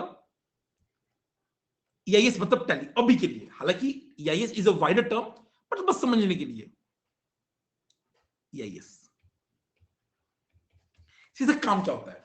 काम वही होता है, ये जो इतने सारे, ये जो अलग अलग डिपार्टमेंट्स हैं, इन सबको मर्ज करना, इंटीग्रेट करना, ताकि आपका काम हो जाए, जो भी ऑब्जेक्टिव है वो आपका अचीव हो जाए।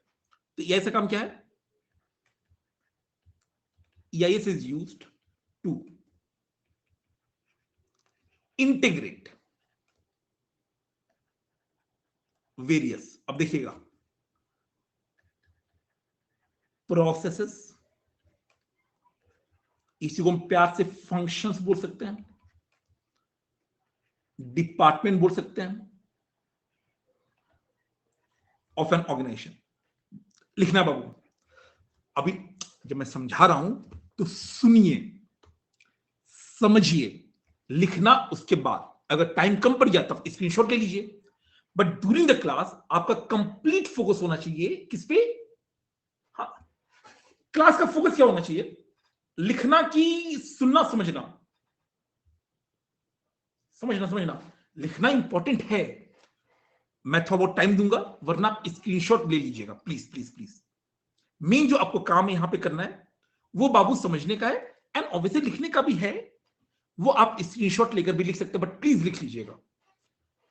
इंटीग्रेट वेरियस, जो इतने सारे प्रोसेस है सबको इंटीग्रेट करना है।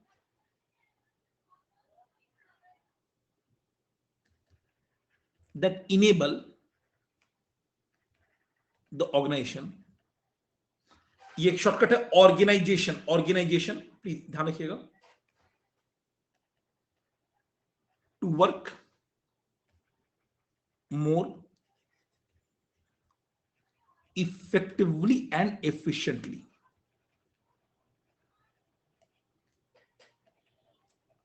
To achieve an objective. Sir ये क्या होता है? सर इफेक्टिवली एंड एफिशिएंटली का मतलब क्या होता है? इफेक्टिवली एंड एफिशिएंटली का मतलब,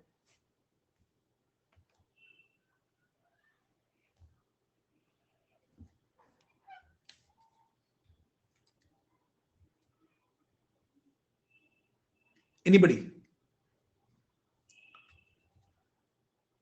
देखिए, मैं सिंपल बोलता हूं, हमने आपको बोला कि 100% सिलेबस होगा 150 आवर्स में। सुनिए देखिएगा, मैंने क्या बोला? 100% सिलेबस होगा 150 आवर्स में, मानिए 99% सिलेबस हुआ 150 आवर्स में। तो मैं क्या करूं? मैं बोलूं कि ना ना ना, मेरा काम हो गया, अब मैं घर जा रहा हूं, अब तुम अपने मन से कर लेना।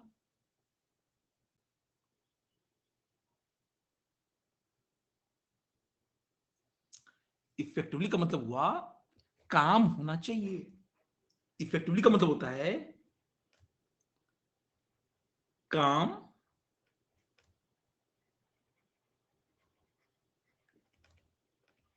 कंप्लीट होना चाहिए। अगर अंग्रेजी में बोलूं, इंग्लिश में, objective must be achieved. Efficiently का मतलब होता है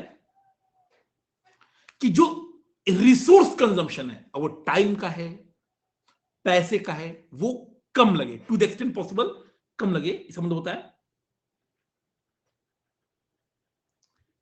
resource consumed to achieve objective अब वैसे ना बोल सकते हो मिनिमम, बट बेटर वर्ड होता है ऑप्टिमम। क्या होता है? ऑप्टिमम। समझने के लिए आप मिनिमम बोल सकते हैं। तो ज्यादा इंपॉर्टेंट कौन सा है? Which is more important, effectiveness या एफिशिएंसी? बहुत बढ़िया। मानिए इसको, इस क्वेश्चन को आप ऐसे लीजिए। आप गए एक पार्टी में, वहां पे ऑप्शन है चिकन टिक्का या पनीर टिक्का। मैं पूछ रहा हूं कौन सा लोगे, बट लेना बस एक है, दोनों ना देंगे। वो तो सबको चाहिए दोनों, बट दोनों में देंगे नहीं, एक देंगे। भावना में समझ गए ना? दोनों में से एक का जवाब देना है। अरे हो गया, पनीर चिकन हो गया, इस पे आइए, इफेक्टिवनेस या एफिशिएंसी, किसको देना है जल्दी से?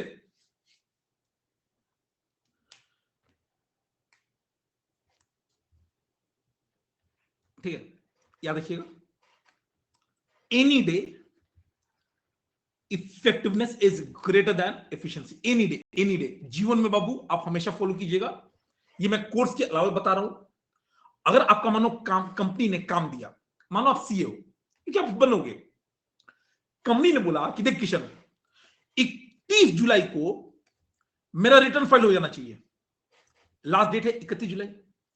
अब 30 जुलाई को आपका डेट एंड हो रहा है और अभी तक ना कंपटीशन फाइनल नहीं हुआ है, तब क्या करोगे? गलत फाइल कर दोगे। सो बताइए, टाइम पे फाइल हो जाए इसके चक्कर में क्या आप गलत फाइल कर दोगे? अरे कोई बात नहीं ना, 2 साल बाद क्लाइंट की लगेगी तो लगेगी, हमें क्या करना, हम तो एफिशिएंट है, टाइम पे कंप्लीट करेंगे। नहीं, एनी डे इफेक्टिवनेस दोनों इंपॉर्टेंट है, दिस इज ऑलरेडी ऑब्वियसली ज्यादा इंपॉर्टेंट है। बाकी मैं फिर से बोल देता हूं, ये हम लोग एसएम के चैप्टर नंबर 8 में फिर से पढ़ेंगे, बहुत डिस्क्रिप्टिव मोड में, तो आप ज्यादा ध्यान मत दीजिएगा अभी, बट आप इतना याद रखिएगा कि बाद में भी पढ़ना है। हाँ, बाद में कर सकते रिवाइज, मैं मना थोड़ी कर रहा। चलिए, ये था बाबू आपका इंट्रोडक्शन। जो अगला क्लास होगा वहां पे हम लोग आपका चैप्टर स्टार्ट कर सकते हैं। मैं आपको ना थोड़ा सा दिखाता हूं कुछ, ये मैं आपके लिए बना के लाया था सर। ये क्या है? ये इस बार का मई 23 का एनालिसिस है। जो क्वेश्चंस जिस चैप्टर से आए हैं, हमारे क्वेश्चन बैंक में उसका नंबर कौन सा है, हमारे चालीसा के किस पेज नंबर से आया है और कितने मार्क्स का आया है, आपको कुछ दिख रहा है? इसमें ऑब्वियसली एमसीक्यू, एमसीक्यू पता नहीं चलता है, तो आउट ऑफ 129 मार्क्स का जो पेपर आता है उसमें आप एमसीक्यू को हटा दीजिए, तो डिस्क्रिप्टिव 99 मार्क्स बचा। 99 में एक 54 बाहर से नहीं था, और केवल क्वेश्चन बैंक से 79, केवल क्वेश्चन बैंक से। आई बिलीव ये आपको कंफर्ट देने के लिए काफी है कि बेटा इतना कर लो, जीवन में और कुछ करने की जरूरत एटलीस्ट इस सब्जेक्ट में नहीं पड़ेगी। बाकी तो ज्ञान का कोई एंड नहीं है, कोई अंत नहीं है, ठीक है। एंड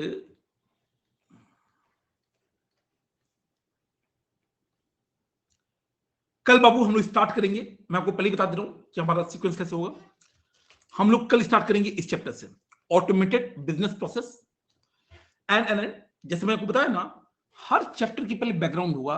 इस वर्ड को हम लोग इतना तोड़ देंगे कि आपको मजा आ जाएगा। ऑटोमेटेड, सीए का ना बाबू काम करने का तरीका ही बदल गया है।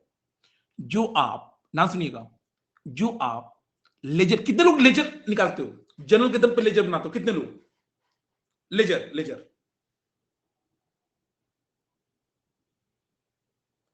बनाते हैं? कितने लोग को लेजर आता है बनाने? सर हमको आता है। ट्रायल बैलेंस हमको आता है, बैलेंस शीट हमको आता है, पीनल हमको आता है। बेटा कभी नहीं करने की जरूरत पड़ती है, ये सब काम सॉफ्टवेयर करता है। Everything is software based, everything. CA बनने के बाद इनफैक्ट मैंने एग्जाम्स के अलावा प्रैक्टिकली अपने जीवन में एक बार भी लेजर नहीं बनाया। क्या बात कर रहे हो सर? बाबू ज्योति नहीं पड़ता है, आप केवल जर्नल एंट्री पास करते हो, आपका balance sheet PNL with cash flow statement with ratio analysis plate में मिल जाता है एक साथ ऑटोमेटिकली। इनफैक्ट कल जब हम आएंगे मैं आपको ना कुछ दिखाऊंगा। सर ऐसा क्या दिखाओगे? सुनिए बताता हूं।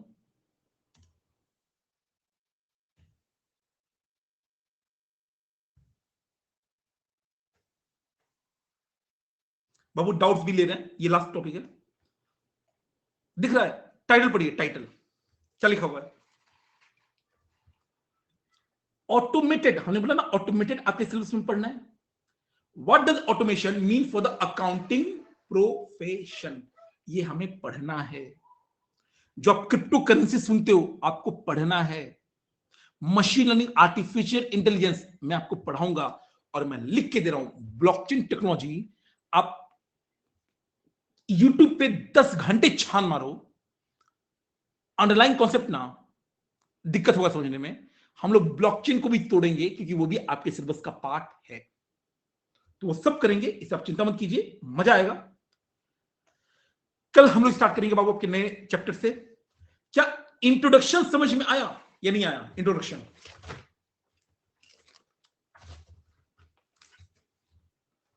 अगर इंट्रोडक्शन समझ में आया एक थम्स अप दे दीजिएगा। मैं आप सबके डाउट्स लेना स्टार्ट करता हूं। और सारे बच्चे बाबू एक बार इस डाउट सेशन में रह लीजिएगा। कॉमन डाउट होते हैं, आपका भी क्लियर हो जाएगा। मैं रिफ्रेश कर रहा हूं, एक सेकेंड।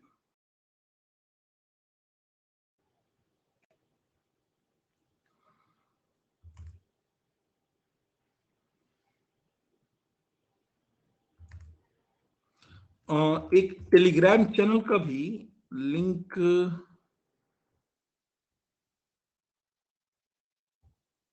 ओके, मैं टेलीग्राम चैनल का एक सेकेंड, मैं वो टेलीग्राम चैनल का एक लिंक दे दूंगा। ठीक है, ये तो आई थिंक रिजॉल्व हो गया।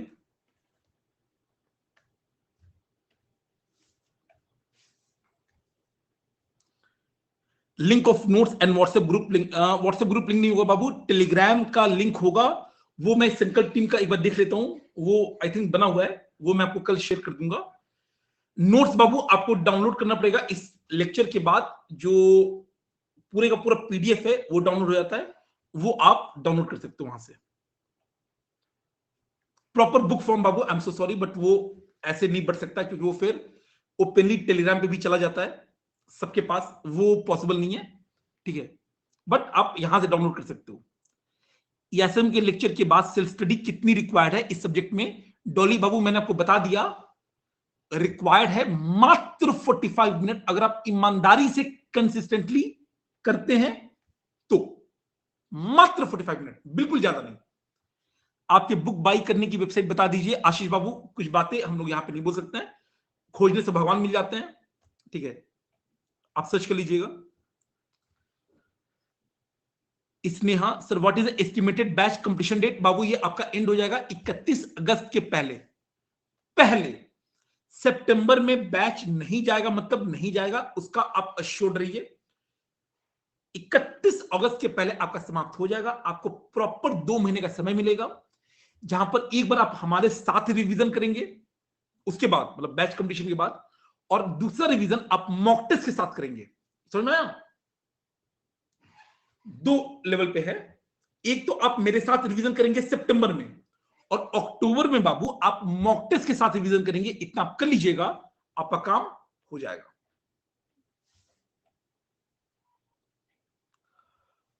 आप पार्थमेश बाबू नोट्स का मैंने आपको बता दिया, आपको यहीं से डाउनलोड करना पड़ेगा।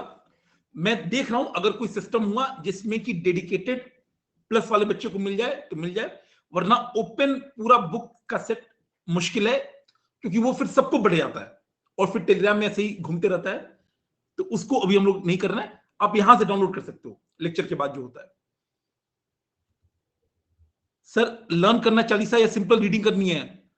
बाबू चालीसा को मैं ईमानदारी से बता रहा हूं, आपको याद करना है। बात बताओ, ईमान बात बताओ, सीए करने आए हो, ये उम्मीद है कि जब हम सीए बनेंगे तो इज्जत मिलेगा, ठीक ठाक पैसा मिलेगा, ठीक ठाक शादी हो जाएगी, तो 250 पेज तो याद कर सकते हो। मैं वो थोड़ी बोल रहा हूं कि 1000 पेज याद करो। कितने लोगों को लग रहा है कि अगर मैं आपसे 250 पेज मांग रहा हूं, 250 पेज बोल रहा हूं याद करने को, तो बहुत बड़ा चीज बोल रहा हूं कि ना सर ये तो हो ही नहीं सकता है। 250 पेजेस है, उसको याद करना है। मैं एकदम बिना किसी डाउट से बोल रहा हूं। हाँ, रट्टा एकदम ना मारे, कोई दिक्कत नहीं है, बट मोटा मोटा याद करना है।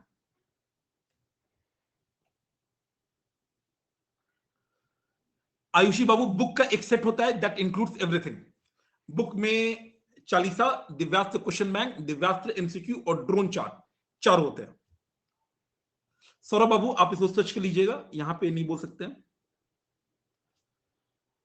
भानु सर, अभी ग्रुप 1 का पूरा कोर्स नहीं हो पाया है क्योंकि ग्रुप 2 स्टार्ट करना चाहिए या नहीं। देखो भानु बाबू, ईमानदारी से मैं बोलूं एज अ बड़ा भाई, पहले ग्रुप 1 समाप्त कीजिए, ठीक है। हम लोग कब तक ग्रुप 1 कब तक एंड हो रहा है, कोई बताएगा मुझे?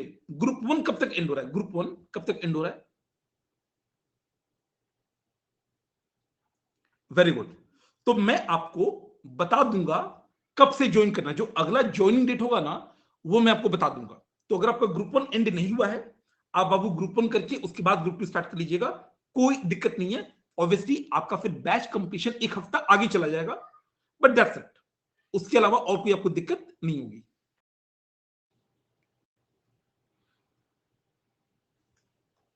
नहीं नहीं, लैग नहीं है, लैग नहीं है।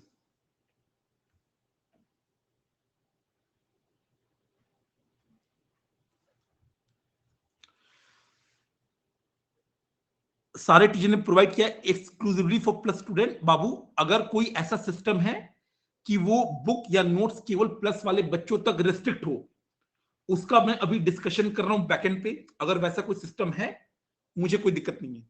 बट अगर वो ओपन डिस्ट्रीब्यूटेबल होगा, जहां पे प्लस बच्चों के अलावा बाकी दुनिया भी ले सकता है, तो फिर वहां पे दिक्कत आएगी। आप समझ लो मेरी बात।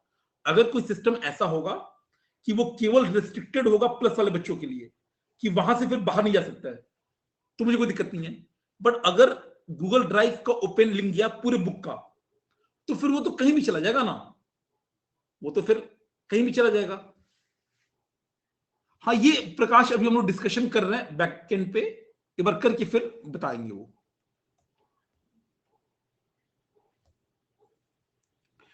प्रतिष्ठा एसएम कब स्टार्ट होगा? एक और पॉइंट, हम लोग ना बाबू अपनी अपनी जिम्मेदारी बांट लेते हैं। मतलब किशन कुमार और student, what to study, how much to study, source material, ये सब काम बाबू मेरा है। आपका काम बस क्या है, देखो, मुझे पता है कि आप आगे जाके बहुत बड़े आदमी बनोगे, बहुत बढ़िया काम करोगे आप लोग, नाम होगा, इज्जत होगा, सब होगा। अभी के लिए 3 महीना के लिए ना, अभी 3 महीने के लिए छोटा भाई छोटा बच्चा बन के रहो, अभी केवल फॉलो करो, that's it. And the fact, मैंने आपको बैकग्राउंड दे दिया खुद का भी, जो हमारे पास स्टूडेंट है उनका भी, जो एग्जाम में क्वेश्चन आते हैं कहां से आते हैं उनका भी। आई थिंक 3 महीने अगर आप हमें फॉलो कर लोगे, आपका नैया पार हो जाएगा। वहां पे दिमाग मत लगाइए जिससे आपको कोई फायदा नहीं है। आप अभी बस फॉलो कीजिए, एक बार एग्जाम पास कर लीजिएगा, बहुत आगे जाओगे आप।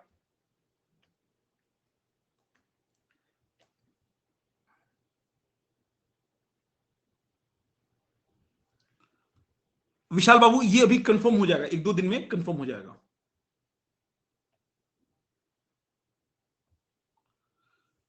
बुक परचेज करते समय कोड कौन सा, मुझे आइडिया नहीं है बाबू। अनअकैडमी पे आई थिंक बुक का नहीं है।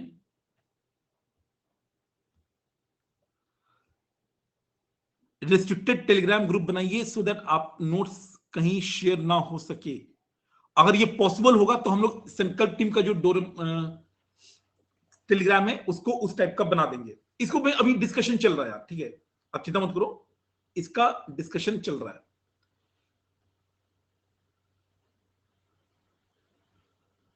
विवेक, मैं कह रहा हूं ना, इसका मैं डिस्कशन करके। आकाश, हाँ बाबू, सॉफ्ट कॉपी है वो।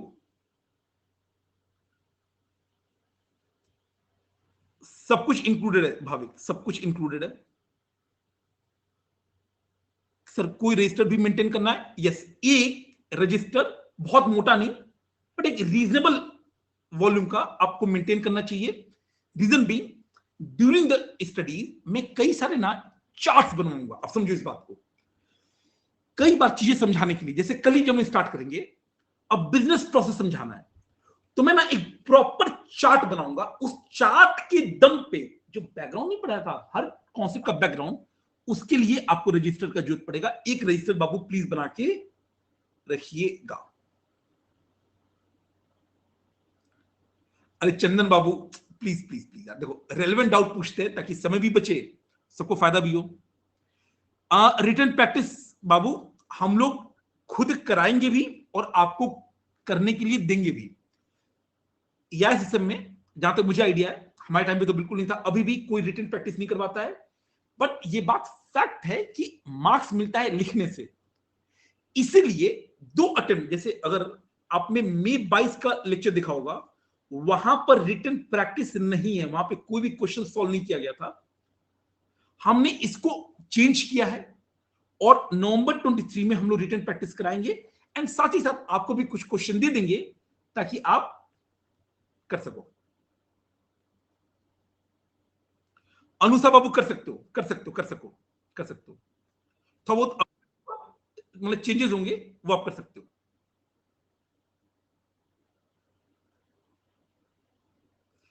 अनुषा आपका ऑप्शन है बाबू। अमर बाबू अगर मई 24 में है, ये बैच मत लीजिए, ठीक है? मई 24 वाले बच्चे इस बैच को रेफर मत कीजिए, केवल नवंबर 23 वाले कीजिए। मई 24 वाले बच्चे आपका नंबर आएगा। संकल्प एक बार ट्राई कीजिएगा, हो जाता है। माय गॉड, ये तो बहुत ज्यादा डाउट्स है यार। जो रिपीट डाउट है उनको फिर मैं इग्नोर कर रहा हूं, ठीक है? आयुषी मैंने जवाब दे दिया है, प्लीज सर्च कीजिएगा, आपको पता चल जाएगा।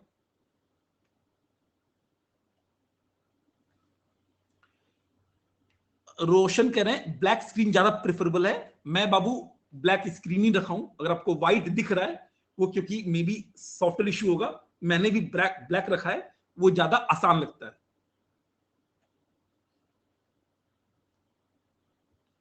मे 23 वाले अक्षर बाबू आप उससे काम चला सकते हो।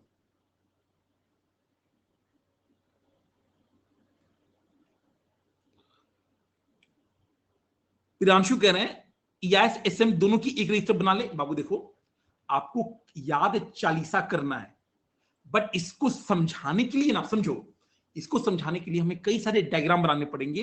वो आप एक रजिस्टर बनाइए, उसी में आपका हो जाएगा। अगर आप 200 या 250 पेज वाला जो रजिस्टर आता है वो आप बनाइए, आपका काम उसमें हो जाएगा।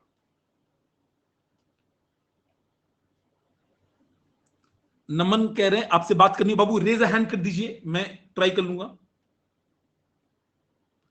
अभी कॉल पिक करने का। अंजलि कह रहे हैं जैसा आपने बताया प्रैंक होल्डर हो विथ मेनी अवार्ड्स, हम भी गाइड करें बोध रूप के लिए। होगा अंजलि, पूरा लेक्चर जो होगा ना वो ऐसे ही होगा, डोंट वरी।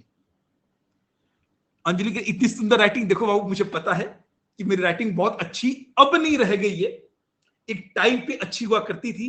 मुझे ऐसा लगता है कि अगर आज भी मुझे समय मिले तो मैं काफी सुंदर लिख सकता हूं, बट उतना समय ना मिलता नहीं है, तो मुझे प्लीज आप माफ कीजिएगा।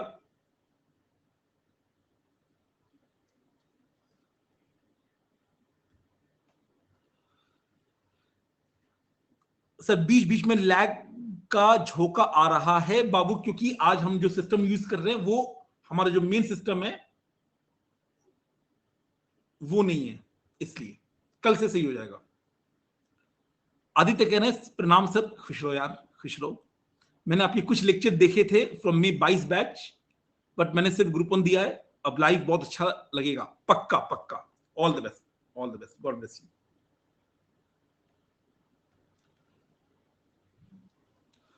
मैंने रिकॉर्डेड लेक्चर अपने देखा है। आइडली बाबू आपको ये लेक्चर देखना चाहिए, रीजन भी एक तो अपग्रेडेड है, नोट्स अपग्रेडेड है, क्वेश्चन बैंक अपग्रेडेड है, और सबसे बड़ा इसमें क्वेश्चन का रिटन प्रैक्टिस भी इंक्लूडेड है। आकाश बाबू ये ना डाउट सर्कल में रिपीट भी हो रहा है। 31 अगस्त के पहले समाप्त हो जाएगा।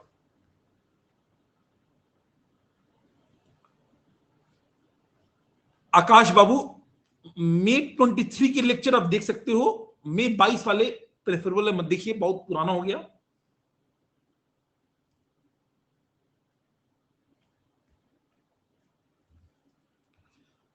मेहनत बाबू ये पहले से ही लॉन्च्ड है, आप सर्च कीजिएगा आपको मिल जाएगा।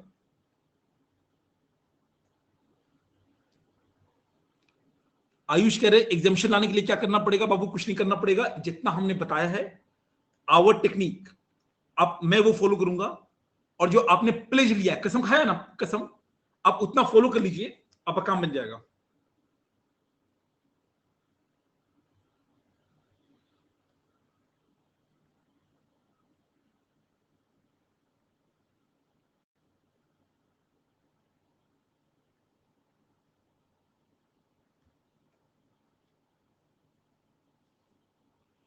नवंबर 22 वाला बाबू कर सकते हो, थोड़ा अपग्रेड करना पड़ेगा, जहां पे करना होगा आप कर लीजिएगा, कोई बहुत बड़ा नहीं है, कर सकते हो, यूज कर सकते हो।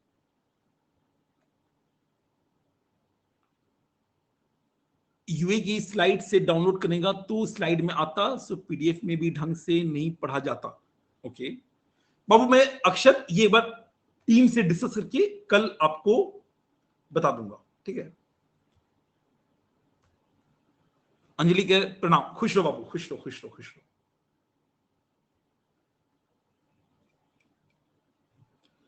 आप टेलीग्राम पे लिंक दिया है अपने बुक्स का, अब आप सर्च कर लेना ना, प्लीज आप सर्च कर लीजिएगा। हाँ बाबू, हम लोग कोशिश करेंगे।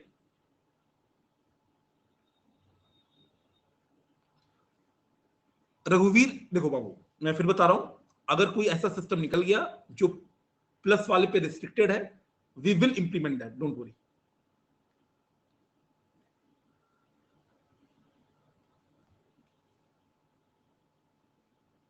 ये बच्चा कहता है 2 घंटे क्लास होगी।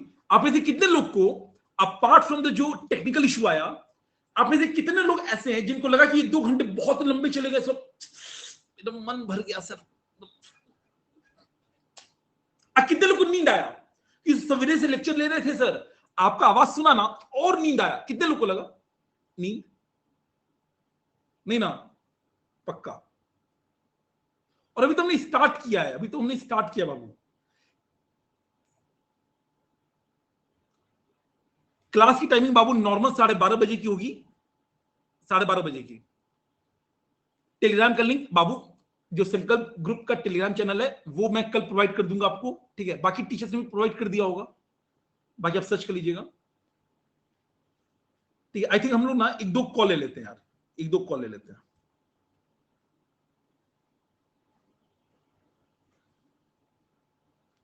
एक दो कॉल ले लेते हैं। हेलो, ओके, ये दिक्कत आ रहा है, क्यों आ रहा है दिक्कत? हेलो,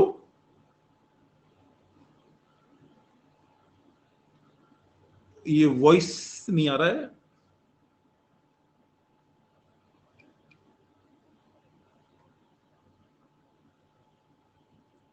चलिए, हेलो हेलो, ठीक है, फिर कॉल एक बार मैं और ट्राई कर लेता हूं।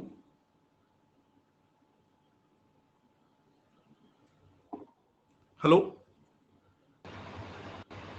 हेलो, हाँ मोक्ष बाबू, एकदम तेजी में बोलना, तेजी में सॉल्व करेंगे ताकि ज्यादा से ज्यादा बच्चे आ सके। जल्दी बताइए।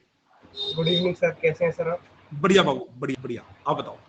सर आपका 18 मई को मैंने वो देखा था सेशन चिट चैट, तो अच्छा, सर वो बहुत ज़्यादा अच्छा लगा, और वहाँ से वाइब मैच होनी शुरू हो गई सर। पहला ही लेक्चर देखा था आपका और वाइब मैच हो गई। क्या क्या स्टार्ट हो गई? वाइब मैच हो गई सर आपसे वहीं पे। अरे चिंता मत करो बाबू, अभी तो स्टार्ट हुआ है। आप जैसे से हाँ जी सर। एक होता है नाम, हालांकि देखो मैं दारू नहीं पीता हूं, let me tell you, I don't drink. कई बार लोग विश्वास नहीं करता है, बट मैंने अपनी जिंदगी में कभी दारू नहीं पिया है। और वो तब जब मैंने स्कूलिंग करी है एमिटी से, एमिटी दिल्ली के पॉश स्कूल में से एक आता है।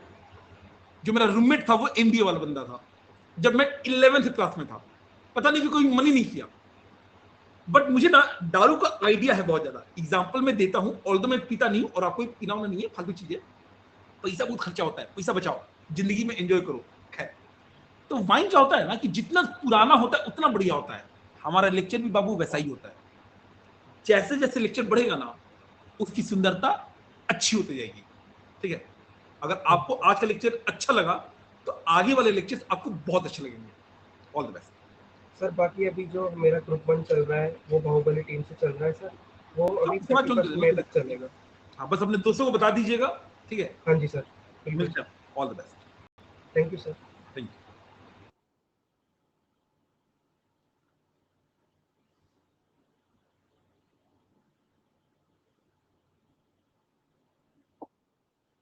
आयुष ने मिस कर दिया। हर्ष, मैं आपको कॉल कर रहा हूं। हाँ हर्ष, बताओ बाबू। हेलो। हेलो, हर्ष ने भी मिस कर दिया। आकाश,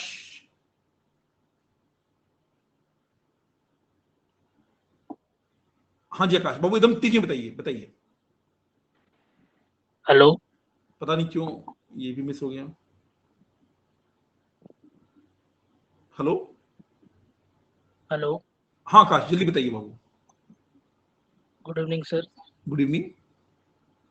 सर जैसे कि ना ये ऐसे में मुझे टीचर मतलब सिलेक्ट करने में बहुत ज़्यादा डाउट था, लेकिन सर आपका मैंने रिवीजन वीडियो जो है वो देखा। सर मैं सच्ची बता रहा हूँ, मुझे इतना ज़्यादा पसंद आया आपका रिवीजन वीडियो। मैं वही से सीधा चला आया। आज सुबह जो सर प्रॉब्लम हुई उसके बाद मैं थोड़ा सा मतलब ये हो गया था कि पता नहीं क्या हो गए सर की क्लासेस, लेकिन मुझे सर नोटिफिकेशन भी आई कि 6 बजे क्लासेस है। मैं जल्दी भागता हुआ आया और सर एकदम मजे, 2 घंटे कब निकल के समझ नहीं आया सर एकदम। थैंक्स है, जबकि आपको फिर भी इतना इशू हुआ। होपफुली कल ये सब इशू नहीं होगा, कल का और बेटर होगा। बस समझ सर लगा? आपको थैंक यू बोला था sir. Thanks sir, I am so thankful. Bye bye, take care. Thanks.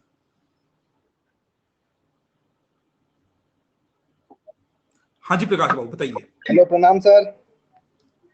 Hello. हाँ बाबू बताइए, जल्दी से बताइए। बोल रहे सर कोई कंसर्न नहीं है, बट आप बहुत तगड़ा पढ़ाते हैं। आप बहुत जबरदस्त आते हैं, पता ही नहीं चला 2 घंटा पास हो गया। और मैंने जब सीनियर से बात की, सबने बताया था कि यही है सेशन बहुत टफ है, बोरिंग है वगैरह वगैरह, बट लगता नहीं है आपके पढ़ाने के बाद कि बोरिंग होगा। अच्छा, आपने जिससे पूछा है कोई ऐसा स्टूडेंट है जिसने मुझसे पढ़ा है? नहीं सर, नहीं सर, नहीं सब हाँ तो पेन आप, ड्राइव दूसरे दूसरे टीचर्स के आया था। हाँ नहीं तो आप उनसे पूछो जिन्होंने मुझसे पढ़ा है। देखो, आपको बस मजा आएगा। ठीक है, जैसा अगर आपको आज अच्छा लगा, बाकी क्लासेस भी इससे अच्छी होंगी, इससे बेटर होंगी। Okay sir. बस बट ईमानदारी से आप पढ़िएगा, यस सर, बहुत यस। बढ़िया होगा। बट सर आप अपने नोट्स का वो कंसर्न जल्दी से ठीक कर दीजिएगा। वो मैं करता हूँ पक्का। ठीक है, okay sir, thank you sir. All the best, take care, bye.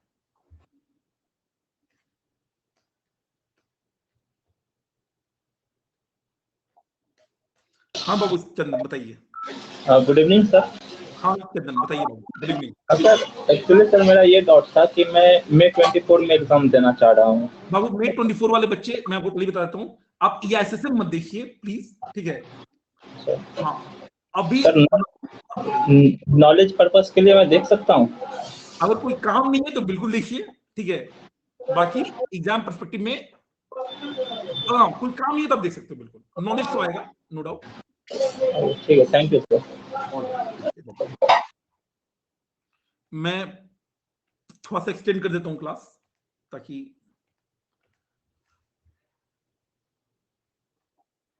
हाँ विवेक बताइए बाबू। हेलो हेलो बाबूजी, प्रणाम। हाँ खुश हो बाबू, खुश हो, बताओ। मेरे को स्टार्टिंग में तो समझ नहीं आ रहा था, लेकिन बाद में अभी थोड़ा पूरा समझ में आ गया। स्टार्टिंग में क्या समझ में नहीं आ रहा था? तो स्टार्टिंग में मेरे को ऐसा लगा लैग की वजह से मेरे को आपको देख के मेरे को जॉनी लीवर की याद आ रही है। बहुत बढ़िया, भगवान करे जितना जहां से वो बंदा आया है और जिस लेवल पे वो बंदा पहुंचा, अगर उसके आधे में अगर हम लोग पहुंच जाए ना, तो हम लोग जीवन में बहुत आगे बढ़ेंगे। आपको भी हिस्ट्री पढ़िएगा, अगर इंस्पिरेशनल पर्सनालिटीज की हिस्ट्री पढ़ेंगे तो उसमें उन भाई साहब का बहुत ऊपर नाम आएगा। भगवान करे आप उसका आधा भी पहुंच जाइए, बहुत जीवन में आगे बढ़ेंगे। दुनिया जाने आप। Okay sir.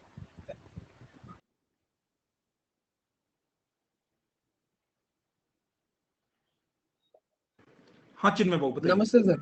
नमस्ते बाबू बताइए। सर आपके टीचिंग का बहुत बड़ा फैन हूँ सर, मैं बहुत सुना था अपने Thanks. सीनियर से, इसलिए फर्स्ट टाइम पढ़ रहा हूँ सर आपसे। अच्छा लगा क्लास? बहुत अच्छा सर, बहुत अच्छा। कंसेप्ट क्लैरिटी तो 100%। अभी तो बहुत कॉन्सेप्ट अभी अच्छा। स्टार्ट नहीं हुआ है, कल से होगा तो आपको और अच्छा लगेगा। नहीं, yes sir, yes sir. Thank you sir, thank you. All the best, take care, bye bye, all the best.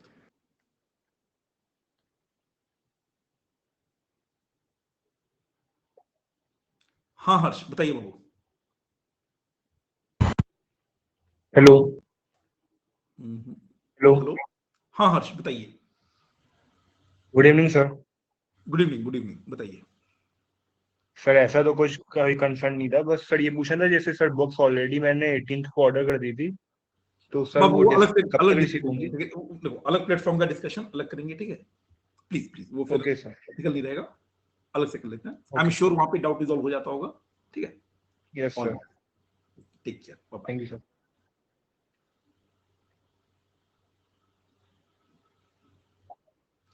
हाँ मासूम बताइए। Hello hello hello hello hello good हाँ evening sir. Masoom, good evening, good evening. Just I was surfing towards your wife's website. So in relation to book section, I'm surfing with EIS complete set and SM complete set. Is that be the word I should purchase right now, or I should along with order for EIS, SM Chalisa along with? Should I purchase better all three? Complete set होना चाहिए, better it should be complete set, All right, sir. ठीक है? Sir, all the best. sir, sir, just a second. Second, in relation to the point you say on the third point, I will follow 4 hours, and that one consists of recall. I didn't understood that what you are recall trying. बाबू जो आपने पढ़ा है, just close the book, try to memorize what you have studied. In order to take help of the topic that you have studied, refer the drone chart. Drone chart contains the head topic like objective, advantage, disadvantage. Now you should try to recall what were the advantages that you studied, what were the disadvantages that you studied, and you should try to incorporate that. Write that, at least the shortcuts. So I'm not getting it. Along with sir, in the further, if you completed any chapter, will you provide us with a better insight? In every chapter, you'll get a drone chart. Yes, sir. So once you have completed, suppose 4 topics, you have Yes, revised sir. it. Now close the books, open the drone chart. Drone chart will contain that name of the topic. Refer that All right. topic and try to memorize, recall what was the content that you have studied. It means that we have to write the whole concept in, for example, whole concept you have to whole Not understanding both of them, just one only word. the keywords or the headings. All right, sir. Thank you, sir. All the Talk to you for. No. I'm disconnecting, sir. All the best.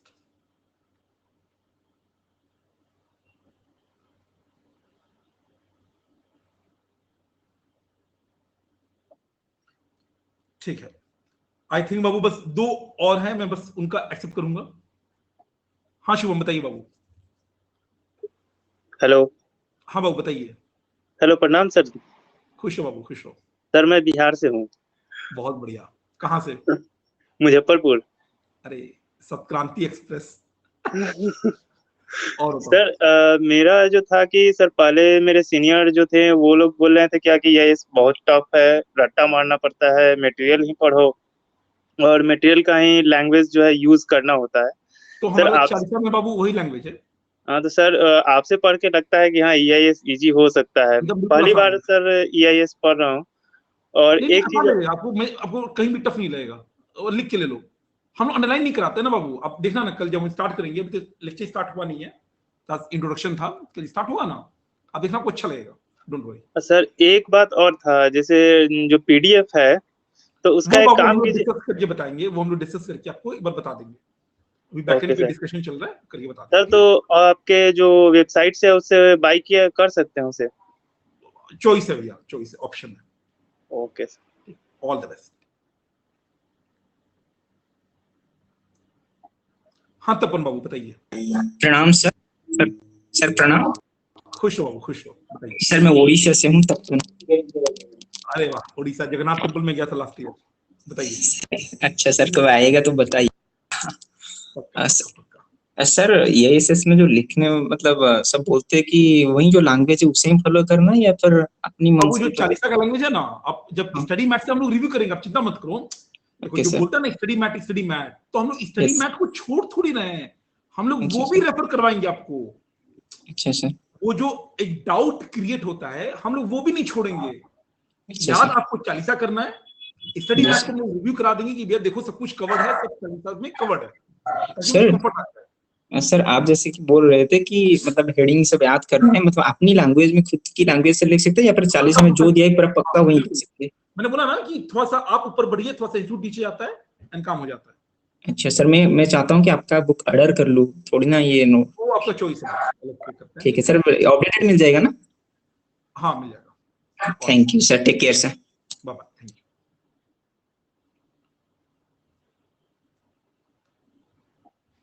हाँ कल्याणी बताइए बाबू। Hello hello, I think कुछ दिक्कत आ रहा है।